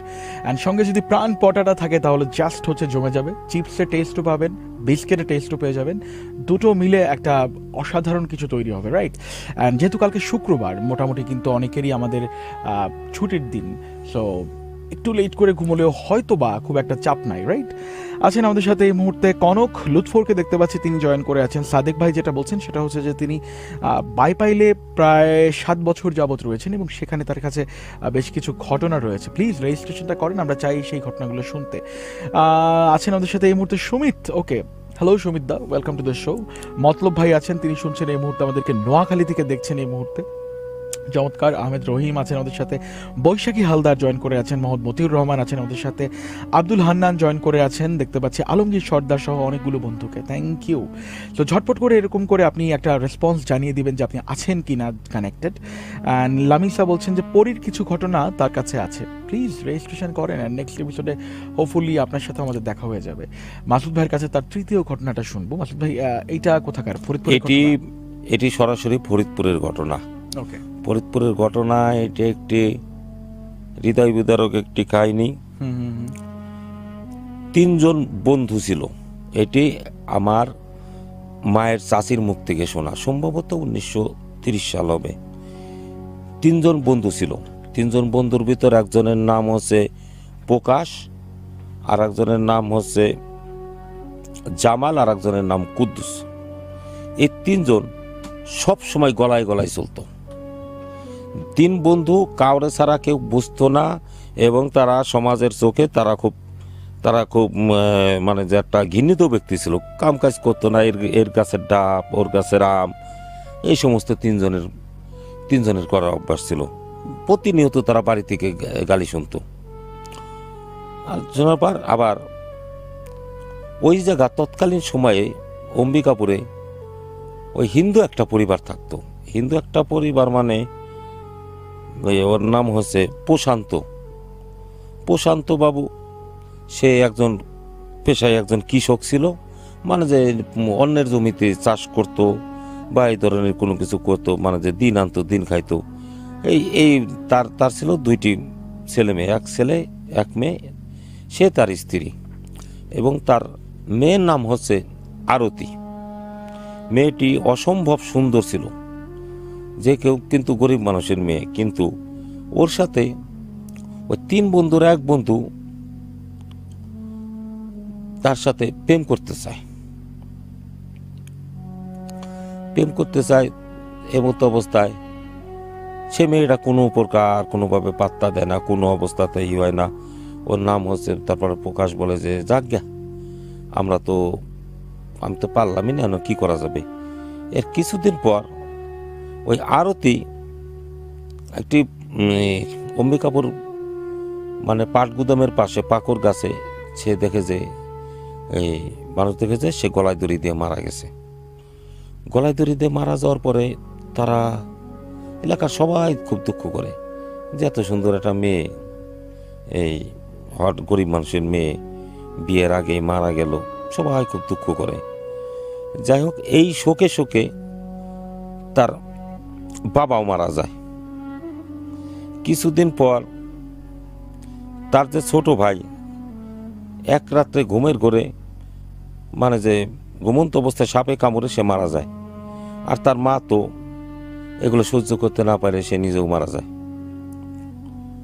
এখন ওই পরিবারের কেউ রইল না।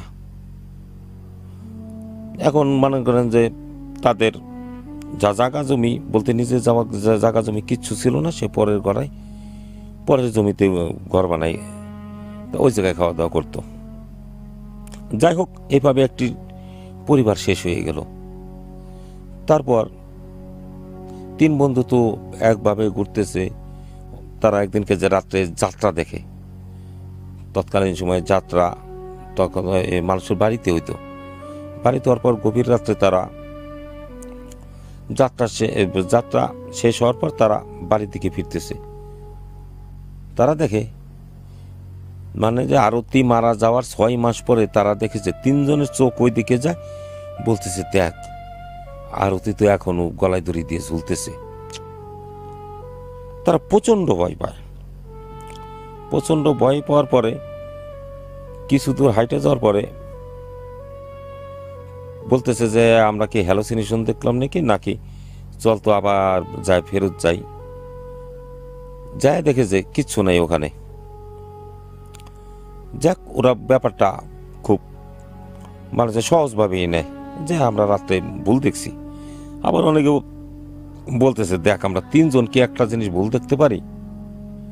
এই নিয়ে তাদের ভিতর খুব কনফিউশন চলে। যাই হোক, প্রকাশ এবং আকবর 2 জন দেখে স্বপ্নের মধ্যে দেখে তারা 2 জন সুইসাইড করে মারা গেছে, এবং তারা ওই আরতির ওই জায়গায় তারা গলায় দড়ি দিয়ে ঝুলতেছে। এখন বলতেছে যে কি অবস্থা হইল। তখন করে কেউ বাসায় থেকে ফেরে, বাসায় থেকে 2 জনই 2 জনের কাছে আসে, কই দোষ আমি তো আজকে এই স্বপ্ন দেখছি যে এরকম ব্যাপার, আর আরতির ওই জায়গায় আমরা 2 জন ঝুলতেছি। ও বলে যে আমিও তো একই স্বপ্ন দেখছি। তারপর টেনশন এর ভিতর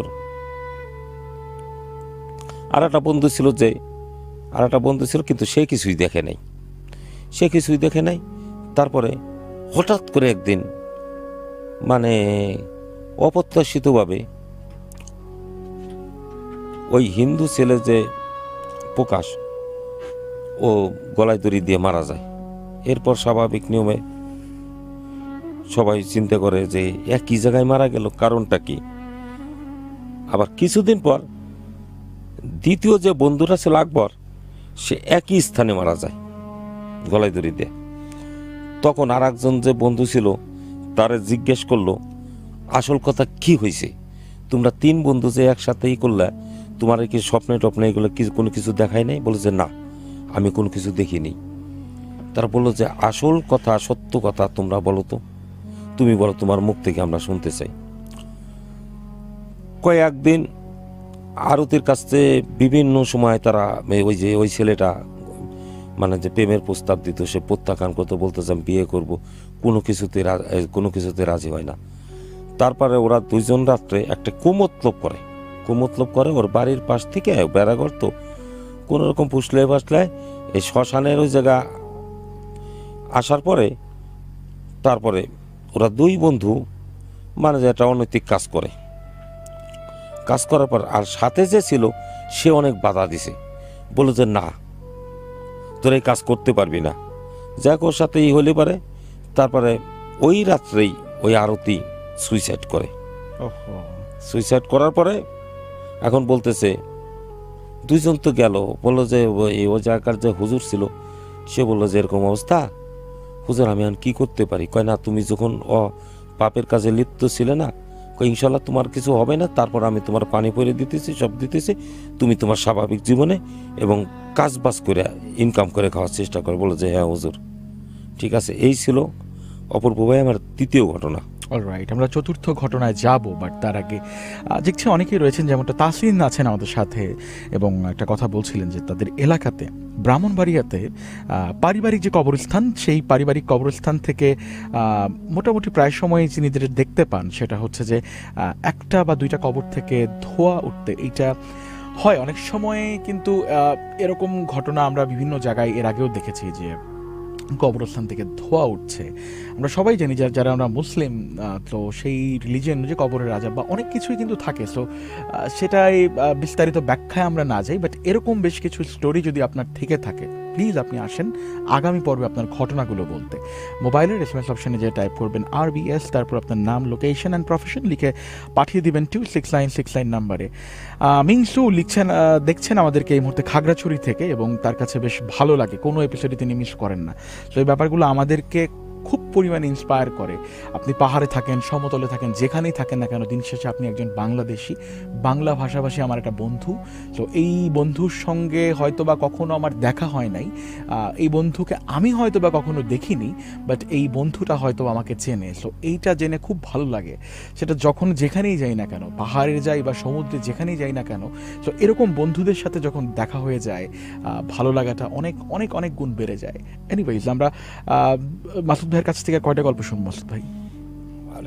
আরেকটা গল্প শুনবো আমরা। ওকে, তো মাসুদ ভাইয়ের শেষ ঘটনাটা শুনবো, তারপর এসে শেষ মুহূর্তে কমেন্টগুলো পড়বো বা ফিডব্যাকগুলো নিয়ে আজকের মতো বিদায় নিব। তো মাসুদ ভাই, এইটাও কি দিনাজপুর নাকি ফরিদপুর, কোথাকার ঘটনা? এটি 1965 সালে ফরিদপুরের একটি ঘটনা। ওকে, শুনি আমরা। এটি আমার ছোট কাকার মুখ থেকে শোনা। 1965 সালে একটি মেয়ের নাম হলো সিতারা। ক্লাস 1 না 2তে বুঝি পড়তো। 2তে পড়া অবস্থায় ওর কি করে, হঠাৎ করে একদিন জিনে ধরার পর অসংলগ্ন কাজ করে, এই করে সে করে, কি কোনো কাম নাই কাজ নাই, বাঁশের মাথার উপর চলে যায়, আবার সে নামে। এইভাবে করতে করতে ওরা খুব বিরক্ত হয়ে যায়। বিরক্ত হওয়ার পরেও তখন কি সিদ্ধান্ত নেয়, তারা দড়ি দিয়ে তারা বাঁধে রাখে। এর মধ্যে খোঁজ করতে করতে একজনের ঠিকানা পায়। একজনের ঠিকানা পাওয়ার পরে মানে যে সে জিন ভূত তারায়, এবং তো তারপরে তার কাছে যাওয়ার পরে বলে যে ঠিক আছে, আপনারা এক কাজ করবেন, এই 1 কড়াই সোয়াবিন তেল রাখবেন এবং ঠিক দুয়ারের মাঝে একটি করবেন, ওই চুলা গাড়বেন আর খড়ি টড়ি রাখবেন, আমি আসতেছি। এই কথা আসার পরে ওই মেয়েটারে বিভিন্ন প্রশ্ন জিজ্ঞেস করে, এর ভিতরে জিজ্ঞেস করে, ওর মধ্যে সোয়াবিন তেল জাল দেয়। জাল দেওয়ার পর টকবক করে ফোটে।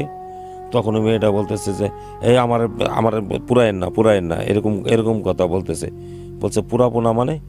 তখন ওই হারিস খলিফা করে কি বলে যে আপনারা শুধু দেখবেন, আপনারা কোনো কথা বলবেন না আশপাশের লোকজন। তখন সবাই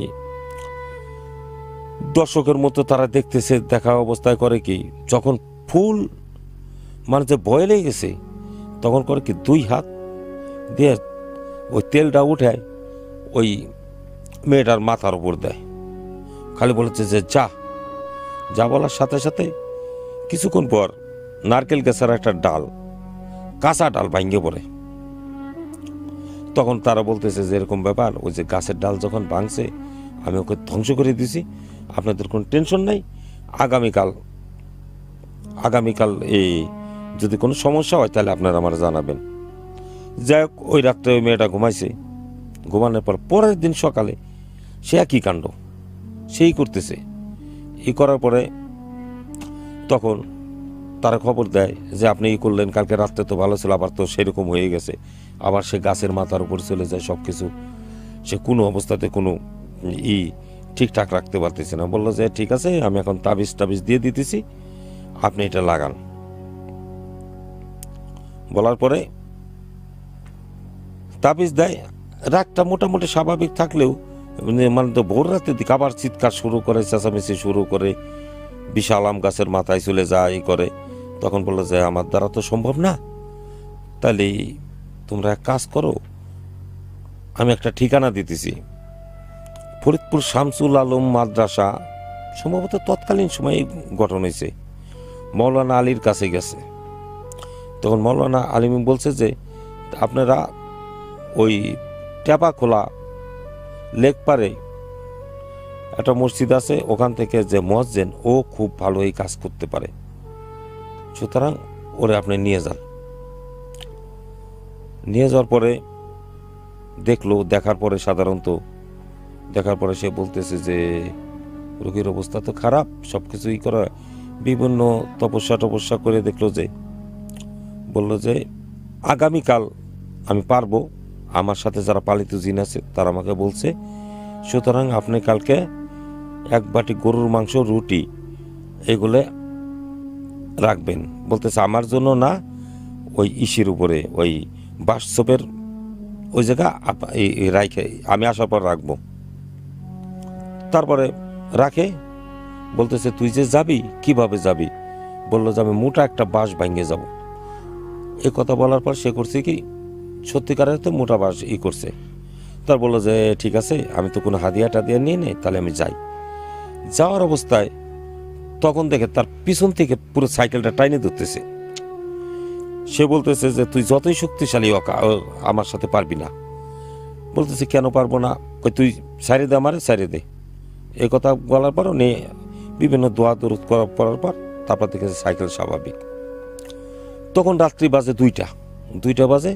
তারা উনি ধান ক্ষেতের পাশ দিয়া সে হলো সাইকেল চালায় যাইতেছে। একটা চকের ভিতরে দেখে যে 5-6 জন লোক, একই রকম চেহারা, একই রকম পোশাক, সব কিছু। বললো যে এরকম ব্যাপার। আর সামনে একটা খাটিয়া।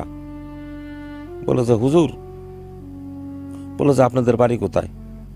বললো যে আপনারা আমাদের চিনবেন না, আমরা এই এলাকায় থাই, এরকম ব্যাপার, আমাদের উস্তাদ মারা গেছে, আপনি একটু জানাজা পড়তে